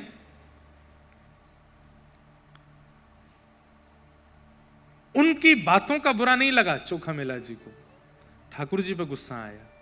बड़ों के भगवान बन गए हो, धनवानों के भगवान बन गए हो, योग्य लोगों के भगवान बन गए हो, तो मेरे हाथ का नहीं पाओगे आप। जा रहा हूं मैं, और दिखा के गए, देखो कितना अच्छा वाला सेब है, मीठा मैं ही खाऊंगा, आपको नहीं दूंगा। किसी अन्य पर कितना सहज स्वभाव, ये केला देख रहे हो कितना बढ़िया, मैं खाऊंगा इसको, आपको नहीं खिलाऊंगा। ऐसा करते हो आप, अपने भक्तों के साथ इतना दुर्व्यवहार करते हो। ठाकुर जी को डांट करके थोड़ी देर लड़ झगड़ करके चोखा मेला जी चले गए। यहां लगी, इधर लगी थी, चोट लगी ठाकुर जी चोखा मेला जी को। रात्रि में बैठे बैठे बेचारे सिकाई कर रहे थे, अपने सब माता पिता से छुपा रहे थे कि इनको बताऊं ना कि मुझे आज मारा मंदिर में। पंडरीनाथ भगवान से देखा नहीं गया। रात्रि में बैठे थे, तभी सुंदर कस्तूरी की सुगंध आने लगी, सुंदर तुलसी की मालाओं की सुगंध आने लगी। आहा, दिव्य तेज जैसा दिखने लगा। चोखा मेला जी ने जैसे ही देखा, आहा, पुंडली कवरदा हरि विठल, श्री ज्ञान देव तुकाराम, श्री पंडरीनाथ भगवान की। मंदम मंदम चाल, कमर पर हाथ धर के ठाकुर जी मटक मटक के चल के आ रहे हैं। चोखा मेला ने जैसे ही देखा, देख करके प्रसन्न तो बहुत हुआ, लेकिन लड़ने लगा। क्यों आए अब? सुबह तो भगा दिया था, मार पीट के मुझको भगा दिया था। बड़े घरों में जाओ, बड़ी जात में जन्मे लोगों के पास जाओ, मेरे पास क्यों आ रहे हो आप? ठाकुर जी आए, आकर के चोखा मेला को हृदय से लगाया। जहां जहां चोट लगी थी वहां अपने हाथ से सहलाने लगे। बोले चोट लगी? चोखा मेला के तो नेत्र सजल। ठाकुर जी को इतने समीप से पहली बार और प्रत्यक्ष बोलते चलते फिरते ठाकुर जी देखे। 2-3 बार तो उसको मूर्छा जैसी आ गई। ठाकुर जी ने संभाला, अरे संभाल, ऐसे मत कर, आप सच में आए हो? बोले हाँ, मैंने सुबह बहुत डांटा आपको, मुझे क्षमा करना। कोई बात नहीं, सुन वो फल कहाँ है? तू बोल रहा था बहुत मीठा सेब है, बहुत अच्छा केला है, कहाँ है? खा गया क्या? चोखा मेला बोला, आपको लगता है मैं तो बस चिढ़ा रहा था आपको, मैंने नहीं खाए। तो कहाँ है, जल्दी लेके आना। चोखा मेला लेकर के फल आए। पंडरीनाथ एक बार स्वयं पाते हैं और अपना ही पाकर के अपना प्रसाद अधरामृत चोखा मेला को खिलाते हैं।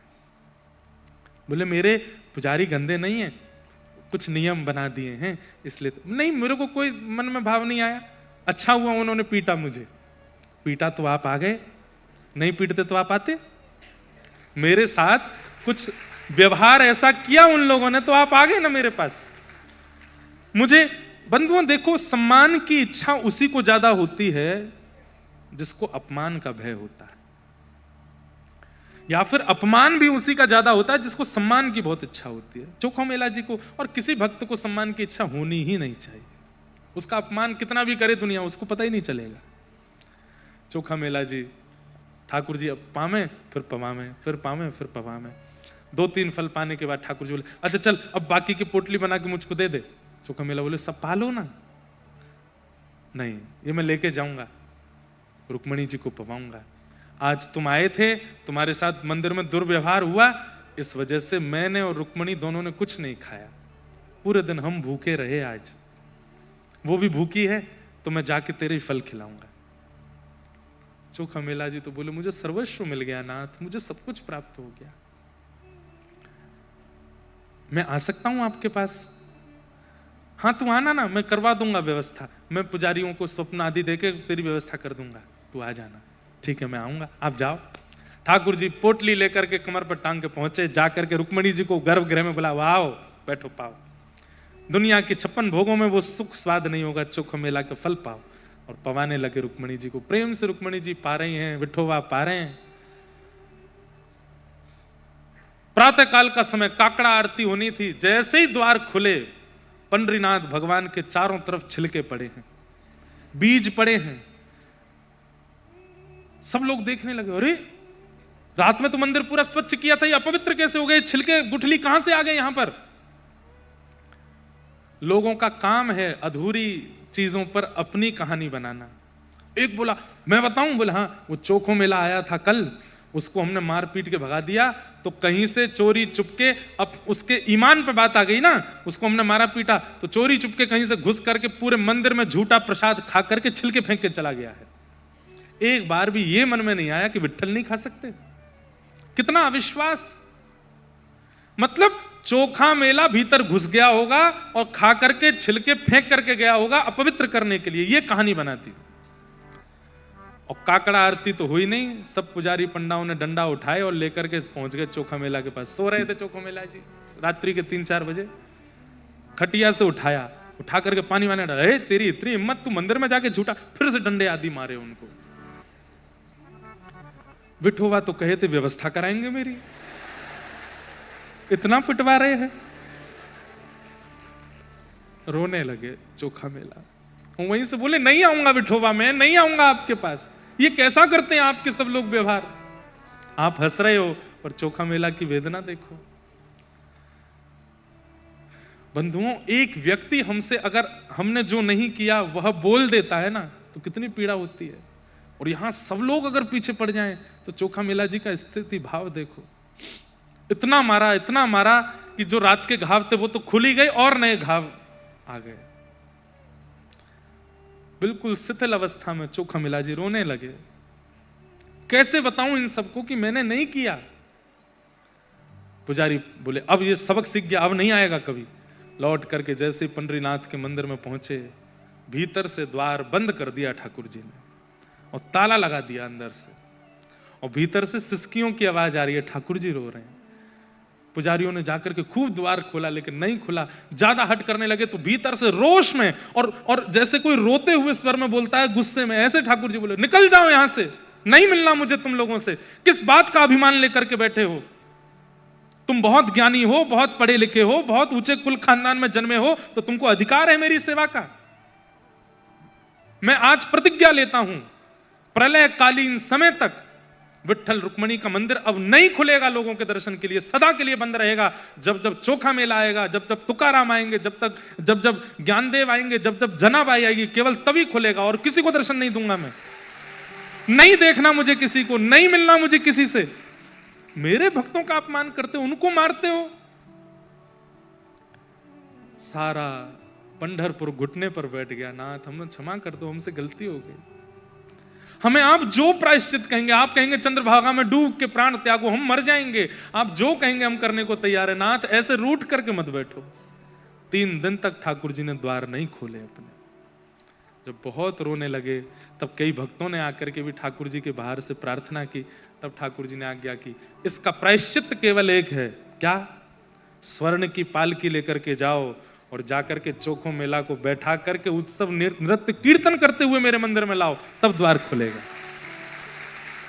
बंधुओं, आज भी उसी परंपरा के अनुसार, तब तो चोखा मेला जी आए, पर ठाकुर जी ने जब चोखा मेला आ गए तो द्वार खुल गए। ठाकुर जी ने हृदय से लगाया और उस दिन से ठाकुर जी ने नियम बना लिया, साल में वो एक तिथि आती है, पंडरीनाथ भगवान पालकी में बैठ करके चोखा मेला के गांव जाते हैं आज भी, और वहां जाकर के फल पा करके आते हैं, उनके गांव का फल लेकर के आते हैं। तो भैया कभी कुछ ऐसा मत करना जिससे ये रूठे, कुछ भी ऐसा मत करना जिससे ये, और इसमें सबसे बड़ी बात है वैष्णव अपराध। ठाकुर जी रूठ गए हैं, इसका प्रमाण क्या है? ठाकुर जी रूठ गए हैं, इसका प्रमाण क्या है? कथा में अरुचि, कथा चल रही है और आपका मन नहीं लग रहा, आपको अरुचि हो रही है, उबासी आ रही है, मन हो रहा है कब वो पूरी जाए हम यहाँ से, मन नहीं लग रहा है। ये कथा के प्रति अरुचि, धाम के प्रति अरुचि, नाम के प्रति अरुचि, ये सब, और प्रसाद के प्रति अरुचि। आपके सामने प्रसाद रख दिया ठाकुर जी का, श्रीनाथ जी का प्रसाद, द्वारिकाधीश का प्रसाद, और आप पाते पाते इसमें तो नमक नहीं है, इसमें नींबू नहीं है, इसमें ये नहीं है। प्रसाद के प्रति अरुचि, कथा के प्रति अरुचि, ये सारी भगवत संबंधी वस्तुओं के प्रति जो आपकी अरुचि बनती है, इस बात का प्रमाण है कि ठाकुर जी आपसे नाराज है, ठाकुर जी आपसे प्रसन्न नहीं, आपकी जीव नहीं कर रही है वो। अरे भैया, प्रसाद पाने वाले कैसे होते हैं पता है? पुजारी जी ने प्रसाद दिया, अगर गिर गया नीचे जमीन पर तो उठा के पा लेते हैं, उसमें भी उनको अरुचि नहीं होती। ऐसे होते हैं प्रसाद पाने वाले। कथा सुनने वाले आप लोगों का ही प्रमाण है, 4 बजे से लाइन लगा के बैठे हो, 3 बजे से लाइन लगा के बैठे हो, ये रुचि बता रही है कि ठाकुर जी आपसे नाराज नहीं है, प्रसन्न है। अरुचि बनना भगवत संबंधी वस्तुओं के प्रति, यह प्रमाण है कि ठाकुर जी आपसे नाराज है। कभी आप ठाकुर जी का प्रसाद पाओ और अचानक से लगे ओहो इसमें तो स्वाद नहीं आ रहा, वो वाली सब्जी दे दो हमको, तो ये मत सोचना स्वाद नहीं आया, ये सोचना ठाकुर जी नाराज है, कोई अपराध हमसे बना है।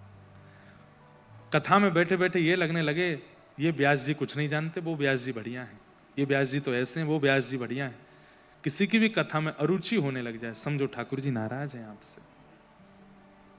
वो बात अलग है, कोई व्यासपीठ से कुछ भी बोले तो अलग बात है, पर सैद्धांतिक ठाकुर जी की लीला कथा सुनावे, उसके प्रति भी अरुचि बन जावे, तो समझो ठाकुर जी नाराज है। और ठाकुर जी नाराज होकर के एक ही विधान करते हैं, क्या खूब धनवान बना देंगे आपको, ले क्यों मेरे से प्रार्थना मत करियो, मुझे सुनना ही नहीं तुझसे, खूब धनवान बन जा, खूब ये बन, ये संपत्ति ले, सब कुछ ले, जो चाहिए सब तेरे पास, मेरे पास आने की जब जब योजना बनेगी मैं काट दूंगा। यही ठाकुर जी की नाराजगी है। इसलिए भैया कभी वो मत करो कि ठाकुर जी से मिलने ठाकुर जी आपसे नाराज हो। ब्रह्मा जी ने एक अध्याय में स्तुति गाई है भगवान की, लेकिन ठाकुर जी ने ब्रह्मा जी को क्षमा नहीं किया, और ठाकुर जी मौन होकर के वहां से चले गए। ब्रह्मा जी बोले इससे बढ़िया तो मेरे प्राण ले लो नाथ, आप मौन मत हो। ठाकुर जी बोले मौन ही दंड है, तुझसे बात नहीं करूंगा। आपने मेरे ब्रजवासियों को कष्ट दिया तेने, हैं मेरे ग्वाल वालों का हरण किया तेने। ठाकुर जी निकल गए, लौट करके सब ग्वाल वालों को लेकर के ठाकुर जी पुनः पृथ्वी पर पधारे। आगे ठाकुर जी की मधुर मधुर लीलाएं हुई, जिसमें एक बहुत सुंदर लीला ठाकुर जी की कालिया मर्दन लीला हुई, सबने सुनी है। तत्पश्चात भगवान के ब्रज में 2 बार आग लगी, दोनों बार ठाकुर जी पी गए। फिर वेणु गीत की कथा आती है, गोपियों के द्वारा गाया गया सबसे पहला गीत है भागवत में वेणु गीत। बहुत सुंदर है, इतना सुंदर है कि इस पर स्वच्छंद प्रवचन होना चाहिए। जिन लोगों को ठाकुर जी के श्रृंगार रस और प्रेम रस की बड़ी इच्छा रहती है, वैसे तो मैं कर चुका हूं एक बार, जयपुर में अकिंचन कथा हुई थी, आप लोग सुन सकते हो, सुबह 4 बजे से होती थी, उसमें हमने वेणु गीत पर प्रवचन किया था, एक बार उसको जरूर सुनिएगा। इसका मूल रूप ऐसा है कि गोपी ठाकुर जी गैया चराने के लिए वन में जाते हैं, और वन में जाके जैसे ही वेणु बजाते हैं तो गोपियों के कानों में जैसे ही वो वेणु की ध्वनि पड़ती है, नेत्रबंद होते ही किलोमीटरों दूर ठाकुर जी क्या कर रहे हैं उन गोपियों को घर में बैठे दिखने लगता है। ये वेणु गीत है। एक तरंग में गोपी बता रही है ठाकुर जी तो ऐसे, अब इसमें मेरा मन तो है कि बोल दूं, हाँ आप तो चाहते ही हो। गोप्यः किमाचरदयं कुशलं स्म वेणु दामोदराधर सुधामपि गोपिकानां भुङ्क्ते स्वयं यद विशिष्ट रसं हि दिन्यो यस्यत्वचो श्रुमुमुचुस्तमनो यथार्या। बंधुओं, गोपियां कह रही हैं, अरे गोपी देख तो ये वंशी कितनी भाग्यशाली है। बोले क्यों?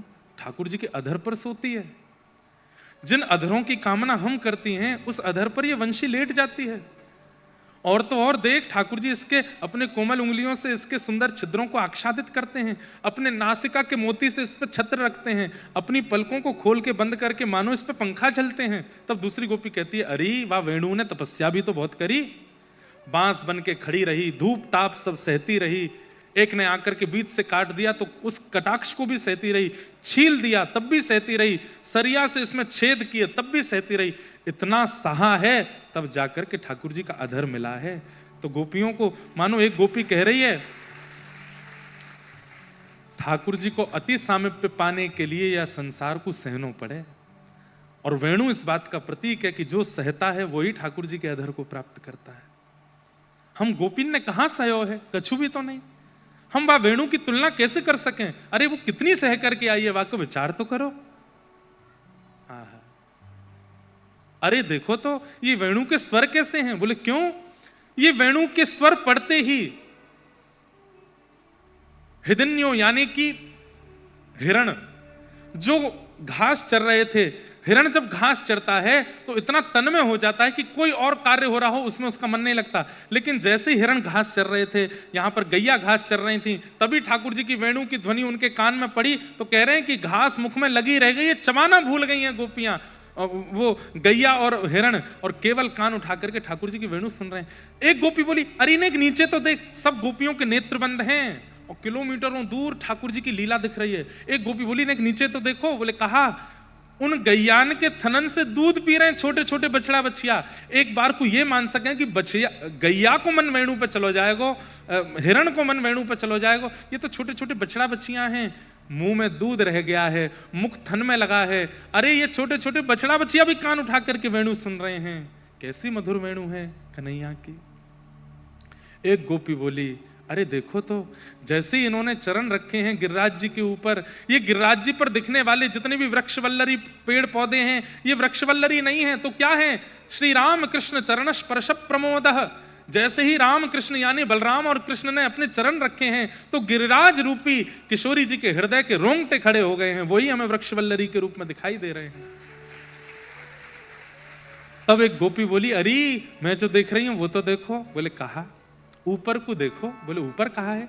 जहां जहां श्याम सुंदर चल रहे हैं वहां वहां एक बादल छतरी बना करके ठाकुर जी के ऊपर ऊपर चल लो है, ठाकुर जी के ऊपर छत्र बना करके चल रहा है, कहीं ठाकुर जी को अत्यंत धूप आकर के कष्ट प्रदान ना करे। सब गोपियां ठाकुर जी की मधुर उस लीला भाव का चिंतन कर रही हैं। एक गोपी बोली, अरे देखो तो ये कहा भयो। बोले कहा भयो? ठाकुर जी ने जाकर के दुनिया भर की सुंदर बेल लेकर के अपने कमर पे बांध ली, गले में माला बना के पहन ली, थोड़े कछु यहाँ पे घास लगा ली हैं, और देख दूर से गैयान को बुला रहे हैं, और निकुंज में बैठे ठाकुर जी को चारों तरफ से गैयान ने घेर लियो है। सब गैया जगह जगह अपनी जीभ निकाल करके घास खा रही हैं, बेल तोड़ तोड़ के खा रही हैं। ठाकुर जी को जीभ लग रही है, जोर से गुदगुदी रह रही है, और खिलखिल करके श्री श्याम सुंदर इधर उधर गिर रहे हैं, हंस रहे हैं, आनंदित हो रहे हैं। गोपियां कह रही हैं, एक बहुत सुंदर पद है, हम गोपी क्यों हैं?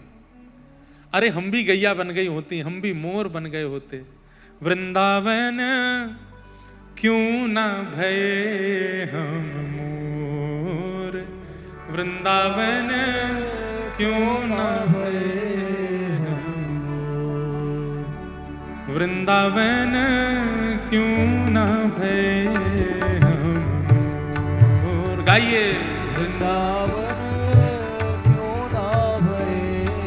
बंदे, कल कथा विश्राम है, कल भी कथा 12 बजे से ही करते हैं, यही समय ठीक है। आ जाओगे सब लोग? हाँ, कल कथा करके फिर हमें व्रज भी प्रस्थान करना है, तो आप सब लोग इसी समय आ जाना। कथा पूर्ण हो उससे पहले हम लोग ठाकुर जी से प्रार्थना कर लें, हे श्याम सुंदर, वृंदावन क्यों ना भये हम मोर, वृंदावन क्यों ना भये हम मोर। करत निवास गोवर्धन ऊपर, करत निवास गोवर्धन ऊपर, करत निवास गोवर्धन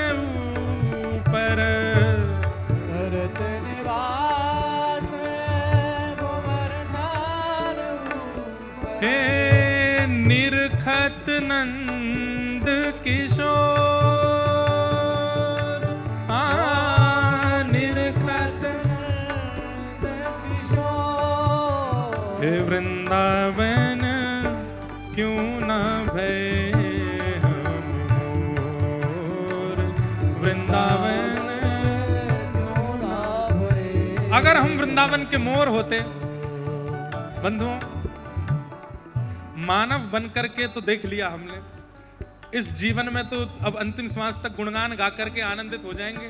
ठाकुर जी से प्रार्थना करेंगे अगले जन्म में मानव नहीं बनाना, अगले जन्म में वृंदावन को बंदर बनाए दियो, वृंदावन को मोर बनाए दियो, खूब बढ़िया प्रेम से महाराज लूट लूट के खाए करेंगे, गिरिराज जी पर रहे करेंगे, ठाकुर जी को दर्शन करे करेंगे, संसार से बिल्कुल आनंदित होकर के खूब सुख लिया करेंगे। वृंदावन में मोर बन गए होते तो रहत करत निवास गोवर्धन ऊपर, निरखत नंद किशोर। वृंदावन में क्यों ना भये वंशी कुल सजनी, अधर पियत घन घोर। और क्यों ना भये गुंजाबन बेली, रहत श्याम जू की ओर। क्यों ना भये मकराकृत कुंडल। मकराकृत जानते हैं? मकर किसको कहते हैं? मगरमच्छ को। हमारे पंडरीनाथ कौन से कुंडल पहनते हैं? मत्स्याकृत। ये देखो, मत्स्याकृत कुंडल पहनते हैं, मत्स्य आकृति के। क्यों? चंद्रभागा जी के भाव से। चंद्रभागा जी दूर हैं तो चंद्रभागा जी के मानो भाव से उन्हीं में प्रकट भई मत्स्य को ठाकुर जी कुंडल बना करके धारण करते हैं, स्वीकार करते हैं। हमारे वृंदावन में ठाकुर जी मयूराकृत कुंडल पहनते हैं, मकराकृत कुंडल पहनते हैं, मत्स्याकृत कुंडल पहनते हैं। इसके पीछे कारण है। क्या? अब ग्वाल बालों के संग ठाकुर जी जब निकुंज में जाते हैं तो प्रेम का एक स्वभाव है, सबके सामने अपने प्रियतम से बात थोड़ी की जाती है। अब सामने प्रियतम खड़े हैं तो बात थोड़ी की जाती, इशारा किया जाता है। तो ठाकुर जी आज श्री जी को कह रहे हैं रात्रि में कहाँ रास विहार होएगा, तो ठाकुर जी ऐसे कुंडल पहन के जाते हैं, मयूराकृत कुंडल। मयूराकृत कुंडल पहन के जाएं तो किशोरी जी उससे समझ जाती हैं, ओहो मोर कुटी पे होएगा आज रास। ठाकुर जी मत्स्याकृत कुंडल पहन के चले जाते हैं तो श्री जी समझ जाती हैं यमुना पुलेन पे होएगा आज रास। ठाकुर जी मकराकृत कुंडल पहन के चले जाते हैं तो मगरमच्छ कहाँ रहते हैं? नदियों में रहते हैं या फिर सरोवर में रहते हैं, स्थिर जल में रहते हैं। तो किशोरी जी को मानो संकेत कर रहे हैं स्थिर जल, जहां पे कमल उखे होंगे, जहां पर नेक मकर जैसे होंगे, मकर तो नहीं होंगे पर मकर से मानो स्थिर जल का संकेत कर रहे हैं ठाकुर जी, वहां करेंगे आज रास। बड़ी बड़ी भावना है भैया हमारे ब्रज की, सब भाव। किशोरी जी कभी कभी किशोरी जी के श्रृंगार से ठाकुर जी को पता चलता है कि आज रास बिहार कहाँ होना है। लेकिन कैसे? किशोरी जी के जो पत्रावली का श्रृंगार है उसमें ठाकुर जी बिंदी गिनते हैं कितनी है, 8 बिंदी यहाँ, 8 बिंदी यहाँ। तो मानो किशोरी जी कह रही हैं अष्ट सखी हमारी, 8 सखा तुम्हारे, तब होएगा रास। और कोई बिंदी नहीं है, केवल एक बिंदी यहाँ धरी है। तो किशोरी जी मानो संकेत कर रही हैं अकेले आई हो आज कोई मत लेके आई हो। ठाकुर जी के, किशोरी जी के जो वस्त्र होते हैं उन वस्त्रों के आभूषण ठाकुर जी बड़े गौर से देखते हैं और उससे संकेत लगाते हैं कि आज कौन से वन की किशोरी जी आज्ञा कर रही हैं, वहां रास होएगा। भैया वृंदावन जाकर के ठाकुर जी के रास को पढ़ा कर, ठाकुर जी के श्रृंगार को पढ़ा करो, क्या संकेत कर रहे हैं ठाकुर जी। आज ठाकुर जी ने काले कलर की कछु नीचे धारण कर रखी है, वहां पे आभूषण कैसे वर्ण के हैं, ऊपर मुकुट, किसका संकेत कर रहे हैं ठाकुर जी। संकेत के बिना ठाकुर जी का श्रृंगार होता ही नहीं है, हम दावे से कह सकते हैं इस बात को, बस संकेत समझने वाला हो कोई। ठाकुर जी संकेत करते हैं और अगर आपने संकेत समझ लिया तो निश्चित है कि कुछ अनुभव ठाकुर जी का आपको हो जाएगा। संकेत करते हैं ठाकुर जी। तो इस प्रकार वेणुगीत के माध्यम से गोपियां ठाकुर जी के मधुर लीलाओं का चिंतन कर रही हैं। तत्पश्चात ठाकुर जी सब ब्रजवासियों को लेकर के गोवर्धन गए। हमने पूजा तो कल ही कर ली, लेकिन कथा तो इतने रज रज के यहाँ भाव आ रहे हैं, और या यूं कह लो 1 महीना बाद हमको व्यासपीठ मिली तो हम कुछ ज्यादा ही भाव से धीरे धीरे सुना रहे हैं। अब जाके गोवर्धन लीला पे पहुंचे हैं। तो ब्रजवासी जन सब इंद्र की पूजा करते थे। ठाकुर जी बोले जब मैं मिल गया तो भैया और इनके चक्कर में काहे को पड़े हो, मैं मिल गया तो मेरी मुंह पे विश्वास। ठाकुर जी आराधना से प्रसन्न नहीं होते, ठाकुर जी पूजा नहीं कराना चाहते। ठाकुर जी कहते हैं बस मुंह पे भरोसा रखो, वही मेरी आराधना है, वही मेरी सेवा है। सब जगह जावे की आवश्यकता का है, जाने का अवसर मिले तो सब जगह जाओ। महाकाल का बुलावा आवे तो निश्चित जाओ, विश्वनाथ का बुलावा आवे निश्चित जाओ, वैष्णो देवी मैया का आदेश आवे निश्चित जाओ, कहीं और जाने का आदेश आवे निश्चित जाओ। हनुमान चालीसा हुए खूब उछल उछल करके गा करके नृत्य करो, परंतु सबसे एक ही कामना करो, हे महाकाल भगवान, आप भी जिनके रास में गोपी बनकर के विराजते हैं उनके रास का अनुभव हमको हो, ऐसी कृपा करो। हे काशी विश्वनाथ भगवान, आप भी हम पर कृपा करो कि उन ठाकुर जी का सुंदर रस हमको प्राप्त हो।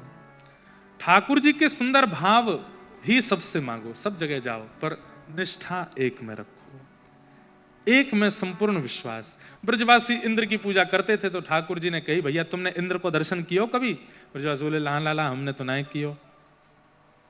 ठाकुर जी बोले, मैं एक देवता को परिचय बताऊं, वो प्रकट भी होएगा, दर्शन देगा और आपको प्रसाद भी पावेगा। बोले कौन सा देवता? बोले गोवर्धन नाथ। लाला हमने कहीं पूजा करी और इंद्र नाराज है गया तो बोले रक्षा भी वही करेंगे, आप तो चलो। और सब ब्रजवासी 56 भोग लेकर के गिरिराज जी गए। अब इसमें कारण क्या है कि ठाकुर जी सीधे सबसे कह रहे हैं कि मैं जय जय हूं तो कोई माने ना। अघासुर मार दियो, बकासुर मार दियो, धेनुकासुर मार दियो, कालिया नाग तार दियो, पूतना मार दी, इतने बड़े बड़े काम करवे के बाद सब ब्रजवासी कहें लाला कैसे मार दिए तेने? जय जय हूं मैं। ब्रजवासी माने नहीं, बोले लाला तू जो कहेगा सब बात मानेंगे, जे ना मानेंगे कि तू भगवान है। तो ठाकुर जी बोले ये मुझे पूजेंगे तो कभी नहीं, पर जो वैदिक नियम है कि ठाकुर जी को आराधन करना चाहिए, वंदन करना चाहिए, उससे जो फल मिलता है वो कैसे मिलेगा? प्रेमियों को फल की इच्छा नहीं होती, मैं जानता हूं, ठाकुर जी कह रहे हैं, पर फिर भी ये कैसे भी एक बार मुंह को प्रणाम कर लें। कैसे करेंगे? बंधुओं एक बात बोलूं, इधर देखो, बड़ी अच्छी बात याद आई है। ठाकुर जी को प्रणाम करना जरूरी क्यों है? किसी ने भगवान को मुकुट चढ़ाया, ठाकुर जी ने सिर पर पहन लिया, किसी ने ठाकुर जी को माला पहनाई, गले में पहन ली, वस्त्र पहनाए, अंग पर धारण कर लिए। जब भक्तों ने प्रेम दिया तो ठाकुर जी बोले इसको कहां छुपाऊं मैं? सिर पर अधिकार तुलसी का है, ठाकुर जी के सिर पर ऊपर तुलसी चढ़ाई जाती है, चरणों में चढ़ाई जाती है, पर ऊपर भी चढ़ाई जाती है। आप कभी पंडरीनाथ भगवान के काकड़ा आरती करना तो अभिषेक करने के बाद आप देखेंगे मुकुट धराने से पहले तुलसी रखी जाती है भीतर, फिर ठाकुर जी को मुकुट धराते हैं। शालिग्राम भगवान पर तुलसी धरी जाती है। तो सिर पर अधिकार तुलसी का है, हृदय में अधिकार किशोरी जी का है। इन भक्तों का प्रेम में रखूं कहां? तो ठाकुर जी ने सब भक्तों का प्रेम चरणों में छुपा लिया, पैरों में छुपा लिया।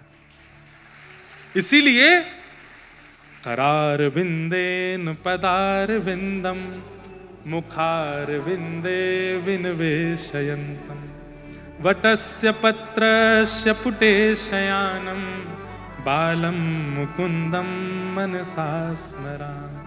श्री कृष्ण गोविंद हरे मुरारे, हे नाथ नारायण वासुदेव, जिहुवे पिबस्वामृतमेव तदेव, गोविंद दामोदर माधवे। करार विंदे, अपने हाथों से, करार विंदेन पदार विंदम, ठाकुर जी अपना एक पैर पकड़ते हैं, और मुखार विंदे विनवेशयन्तम, छोटे से गोपाल जी अपने पैर का अंगूठा क्यों पी रहे हैं? बोले भैया सब भक्तन को प्रेम यही है, और उन भक्तन को जो प्रेम है वही को मैं पान करूं।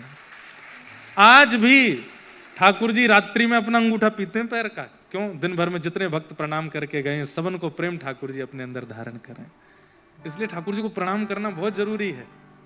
ब्रजवासी सब ठाकुर जी को हृदय से लगावे, सिर के ऊपर चढ़ जावे, ठाकुर जी कहें अरे यहाँ तो तुलसी बैठी है, यहाँ श्री जी बैठी हैं, इन ब्रजवासी को प्रेम तो मेरे हृदय में जा ही रहो, लेकिन एक बार प्रणाम कर लेंगे तो रात्रि में उंगली चौंक लूंगा अपने चरण की, सब प्रेम मेरे भीतर आ जाएगा। पर कैसे करें प्रणाम? जे मुझ को प्रणाम नहीं करेंगे। तब ठाकुर जी ने मन में विचार कियो, गिरिराज बाबा को रूप धारण करके इनसे प्रणाम करवाऊंगा। और तब ठाकुर जी इनको लेकर के गोवर्धन गए और वहां 56 भोग पधराने के बाद में जैसे ही 4 भुजा धारण करके ठाकुर जी प्रकट भये, लाओ ब्रजवासियों भोग, लाओ ब्रजवासियों भोग। आहा, एक रूप से ठाकुर जी नीचे ब्रजवासियों के संग खड़े हैं और एक रूप से विशेष श्रृंगार करके ठाकुर जी गिरिराज जी के ऊपर खड़े हैं। बोलो गोवर्धन नाथ की। आहा, सब ब्रजवासी बोले लाला जो सांची देवता है? बोला हाँ, 4 भुजा हैं। तो मधुमंगल श्रीधामा तो चेक करने गए, नकली तो नहीं है। दोनों भुजा ने पकड़ पकड़ खींच रहे हैं। ठाकुर जी गिरिराज बाबा बोले क्या कर रहे हो? क्या कर रहे हो भैया? देख रहे हैं नकली तो ना है ना। नंद बाबा असली की हैं, 2 भुजाया की तो असली देवता है, यही की पूजा करो। सब ब्रजवासियों ने अपने अपनी सामग्री गिरिराज बाबा को चढ़ाई। वो स्वरूप कितना सुंदर लगता है, मुझे इतना प्यारा लगता है ये छवि ठाकुर जी की। आहा, यह लीला सब करत कन्हाई, यह लीला सब करत कन्हाई। सब लोग नेत्र बंद करो और एक छवि का दर्शन करो। कैसी छवि? गिरिराज पर्वत है और गिरिराज पर्वत के ऊपर चोटी से नेक नीचे एक आसन पर 4 भुजा धारण करके अद्भुत श्रृंगार करके प्यारे श्री ठाकुर जी बैठे हैं गोवर्धन नाथ बन के। सामने 56 भोग सजाए भये हैं। बगल से एक सीढ़ी ऊपर की ओर जा रही है, जहां पे चढ़ चढ़ के ब्रजवासी ऊपर जा रहे हैं और अपने घर की सामग्री नेक नेक अपने हाथन से गिरिराज जी को पवा रहे हैं। और तब नंद बाबा ने कही लाला जा गिरिराज बाबा को परिचय ते नहीं दियो, या हमारे सबसे पहली पूजा तू ही कर। सो ठाकुर जी अपनी मैया और बाबा के संग गिरिराज जी के ऊपर चढ़ करके गए हैं और वहां जाकर के अपनी ही रूप की पूजा ठाकुर जी स्वयं कर रहे हैं। कितनी सुंदर छवि। एक तरफ तो 2 भुजा वाले गोपाल जी और एक तरफ 4 भुजा वाले गोपाल जी। एक तरफ सामान्य ब्रजवासी जैसो श्रृंगार ठाकुर जी को और एक तरफ विशेष श्रृंगार मुकुट आदि धारण करके ठाकुर जी बैठे हैं। और ठाकुर जी यशोदा मैया के मैया ला मैं खवाऊं अपने हाथ से, मोहन थार खवा। गिरिराज बाबा को मोहन थार खवाएंगे। तो ठाकुर जी अपने हाथ से मोहन थाल लेते हैं और गिरिराज जी के मुख के पास ले जाके कहें बाबा ने मुंह खोलो खाओ। अपने ही मुख से अपने ही स्वरूप से ठाकुर जी कह रहे हैं न खाओ। तो गिरिराज जी श्री गोवर्धन नाथ जी थोड़ा सा मुख खोल रहे हैं तो ठाकुर जी कह रहे हैं ने एक सा मत खोलो, चौड़ा सा खोल लो ने। जैसे गिरिराज जी पूरा मुंह खोलें तो पूरा लड्डू मुंह में धर दें। बोले अब आयो आनंद हो, प्रेम से पाओ याकू। ये छवि सब देख करके कह रहे हैं कि नंद जी को लाला देवता की पूजा कर रहे है, पर दूर खड़ी हुई किशोरी जी कह रही हैं अपनी पूजा स्वयं ही कर रहे हैं। अपने हाथ से रोली घिस करके अपने आप को ही चंदन लगा रहे हैं, अपनी ही आरती उतार रहे हैं। और कभी मुख की उतारे हैं, कभी वक्ष की उतारे हैं, चरणन की उतारे हैं, फिर सर्वांगीण अंग की उतारे हैं। और भैया किशोरी जी के नेत्र तो तब सजल है गए जब आरती करवे के बाद ठाकुर जी अपनी ही बलैया स्वयं लगे रहे हैं। कोई की नजर ना लगे आपको। एक रूप सो गिरिवर पूजे, एक रूप सो गिरिवर पूजे, एक रूप पुजवाई, एक रूप पुजवाई। यह लीला सब करत कनाई, यह लीला सब करत कनाई। ठाकुर जी लीला कर रहे थे, तभी नारद जी ने जाकर के कुछ सामग्री इंद्र को खवाई। इंद्र बोला बड़ी बढ़िया, कहां से लाए? तुम्हारी पूजा बंद हो गई, कृष्ण की पूजा शुरू हुई है, उसी की सामग्री बट रही थी तो मैंने कि तुमको भी खवा चलो। इंद्र ने मेघमालाओं को आज्ञा कर दी, जाओ ब्रजमंडल पर इतनी वर्षा करो कि पूरा ब्रजमंडल डूब जाए। गड़गड़ करके काले बादलों ने आकर के पूरे ब्रजमंडल को बंद हुए। एक बात सुनो, कई लोग कहते हैं महाराज जी हम तो इतना भजन करते हैं, इतना साधन करते हैं, इतनी कथा सुनते हैं, इतने अच्छे कर्म करते हैं, फिर भी हमारे जीवन में संकट क्यों? आप तो करते हो, ब्रजवासियों के तो संग खड़े हैं ठाकुर जी, तब भी बादल आ रहे हैं, तब भी पूतना आ रही है, तब भी अघासुर बकासुर धेनुकासुर आ रहे हैं, तब भी कंस उत्पीड़ना कर रहा है। वहां तो भगवान प्रत्यक्ष खड़े हैं सामने, तो सब कुछ हो रहा है। अरे महाभारत युद्ध में योद्धाओं की क्या आवश्यकता है? सुदर्शन चक्रधारी स्वयं ठाकुर जी बैठे, फिर भी युद्ध हुआ, मरने वाले मरे, जीतने वाले जीते, हारने वाले हारे।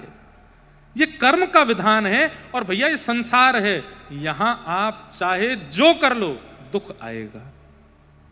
गरुण पुराण की कथा आती है कि यमराज जी एक तोता को देख के हंस गए। तो तोता बोला कोई और हंस जाए तो बात बने भी, यमराज हंस रहा है। तोते के मित्र थे गरुण जी, भगवान के वाहन। तो अपनी पहुंच लगाते हैं ना लोग, जब संकट में आते हैं तो अपनी पहुंच लगाते हैं, जैक लगाते हैं, हाथ पांव फड़ाते हैं। गरुण जी को कहा कि भैया तुम कैसे भी एक काम करवा दो। बोले क्या? ये यमराज जी मुझे देख के हंस गए हैं, मुझे लग रहा है अब मेरे जीवन के दिन 4 बचे हैं। तुम कैसे भी भगवान से कहकर के मेरी जो जीवन अवधि है उसको बढ़वा दो, क्योंकि मुझे पता है कि ये यमराज जी तभी हंसते हैं जब किसी को उठाना होता है। गरुण जी बोले भगवान से बाद में बात करूंगा, पहले तुम मेरे पास आओ, बैठो मेरी कमर पे। गरुण जी उड़ा करके उनको 7 समुद्र पार एक गुफा में ले गए और वहां भीतर ले जाकर के छोड़ दिया। बोले यहां रहो, यहां कोई नहीं आएगा, और ये 2-4-10 दिन यहीं बैठे रहना, सब ठीक हो जाएगा अपने आप। और मैं जाके भगवान, मैं यमराज जी से बात करता हूँ, भगवान को छोटे काम के लिए क्यों बोलना, मेरी पहुंच तो सब जगह है। मैं अभी रसातल में जाके यमराज जी से कहता हूँ तुझको नहीं लेके जाएंगे, ठीक है? तोता बड़ा खुश हुआ, वाह बहुत बढ़िया है, मैं यहीं रह लूंगा 4-5 दिन। यमराज जी के पास गए सीधे गरुण जी। गरुण जी तो भगवान के वाहन है, सब खड़े होते हैं, उनको देख के यमराज जी बोले आइए आइए। कैसे आए? बोले हम बस एक बात कहने आए हैं, फिर हमको जाना है वैकुंठ। हमारा एक मित्र है तोता, वहां का, उसका ये नाम है। बोले अच्छा, तुम उसको देख के हंस गए थे परसों, क्यों हंसे थे? कोई योजना बन रही हो तो मत बनाना। अच्छा, उस वन के तोते के बारे में? बोले हाँ, मैं तो उसको देख के इसलिए हंस गया था, मैंने कि देखो कैसे कर्म की विधि, ये अभी यहां बैठा है और इसकी मृत्यु 7 समुद्र पार एक गुफा में बिल्ली के खाने से होगी, और मैं ये सोच के हंस रहा था कि ये 7 समुद्र पार पहुंचेगा कैसे। तभी यमराज जी बोले देखो देखो आ गया। पीछे देखा तो उस तोते की आत्मा आ रही थी, मर गया। गरुण जी बोले मैं ही छोड़ के आया था इसको। कर्म गति तारे नाही तरे, कर्म गति तारे ना। आप कौन से जन्म का अब भोग रहे हो आपको नहीं पता है भैया, वो नहीं टल सकती है। इसलिए प्रसन्न रहो, नाम जपो, कथा सुनो, खूब आनंद से रहो। इस बात का दोष मत दिया करो कि हम इतना अच्छा अच्छा करते हैं, हमारे साथ बुरा क्यों होता है। आप कौन से जन्म का भोग रहे हो आपको नहीं पता, आपको भोगना ही पड़ेगा। ज्यादा हाथ पैर मत फड़फड़ाओ, एकांत बैठ करके हरि नाम जपो, हरि का स्मरण करो। इंद्र ने मेघमालाओं को आज्ञा करके वर्षा की, सब ब्रजवासी त्राहिमाम करके दौड़ने लगे। तभी 7 वर्ष के ठाकुर जी ने 7 कोस लंबे चौड़े गिरिराज पर्वत को अपनी बाम हस्त की कन्नी उंगली पर धारण कर लिया।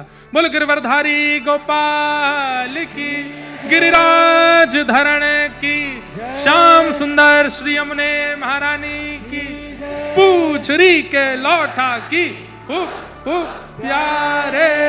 क्या बात है बंसी वारे, श्याम। सब ब्रजवासी आए, अपनी अपनी छड़ी लगा ली। महाराज नीचे नख पे धार लियो गिरिराज नाम गिरधारी। बाद में गाएंगे, पहले गिरिराज जी नीचे धरवा दें, नहीं तो ठाकुर जी ऐसे ही रह जाएंगे। 7 दिन तक ठाकुर जी ने धारण किए। ब्रजवासियों ने छड़ी लगाई। बोले लाला तू अपनी उंगली हटा ले, हमने छड़ी लगाई ली है। ठाकुर जी बोले 21 किलोमीटर बड़ा पर्वत है, छड़ी पर टेकेगो ये? ब्रजवासी बोले हम भी तो वही बोल रहे हैं, 21 किलोमीटर बड़ा पर्वत तेरी उंगली पर टेकेगो? ठाकुर जी बोले तो हटा रहा हूं मैं उंगली। जैसे ही अपनी उंगली ने एक ढीली करी, महाराज चट चट चट चट सबकी छड़ियां टूटने लगी। लाला संभाल संभाल संभाल। 7 वर्ष के ठाकुर जी ने बाम हस्त की कन्नी उंगली के नख पे धारण किए गिरिराज जी। वो गिरिराज जी संभल गए। सब ब्रजवासी बोले लाला कैसे उठाए? ठाकुर जी बोले हम जय जय हैं। हम जय जय हैं। ए मधुमंगल श्रीदामा चलो प्रणाम करो। लाला प्रणाम तो नहीं करेंगे, तेने जरूर कोई टोना टोटका सीख रखे पहाड़ वाड़ा ने उड़ावे के, तू जय जय तो नहीं है। ठाकुर जी बोले अरे ब्रजवासियों, कछु माखन को बल बढ़ो, कछु गोपन करी सहाय, श्री राधे जू की कृपा सो मैंने गिरिवर लियो उठाए। आप सबन की इच्छा सो, आशीर्वाद सो, किशोरी जी की कृपा, मुंह में बल नहीं है, आप सबकी कृपा सो मैंने उठाए। अमानीना ठाकुर जी का नाम आता है कि वो मान रहित हैं, करने के बाद श्रेय दूसरों को दे देते हैं। सब ब्रजवासियों को श्रेय दे दिया, तुम सबके आशीर्वाद से मैंने उठाया हो। तुम सब टकटकी लगा के मेरी उंगली पर देख रहे, तुम सबन की शक्ति मेरी, लाखों ब्रजवासी इनकी शक्ति उंगली में आ गई, मैंने गिरिराज जी उठा लिए। ब्रजवासी बोले तभी तो हम कहें कमजोर क्यों है गए हम। सबरी शक्ति तेरी उंगली में चली गई लाला। ऐसे सब ब्रजवासियों के संग ठाकुर जी ने लीला की। 7 दिन बाद इंद्र को अपनी गलती का अनुमान हुआ, चरणों में आके क्षमा मांगी, वर्षा बंद हुई, गिरिराज जी नीचे पधरा दिए। तब ब्रजवासी ठाकुर जी को कंधा पे लेकर के नृत्य करते हुए गा रहे हैं।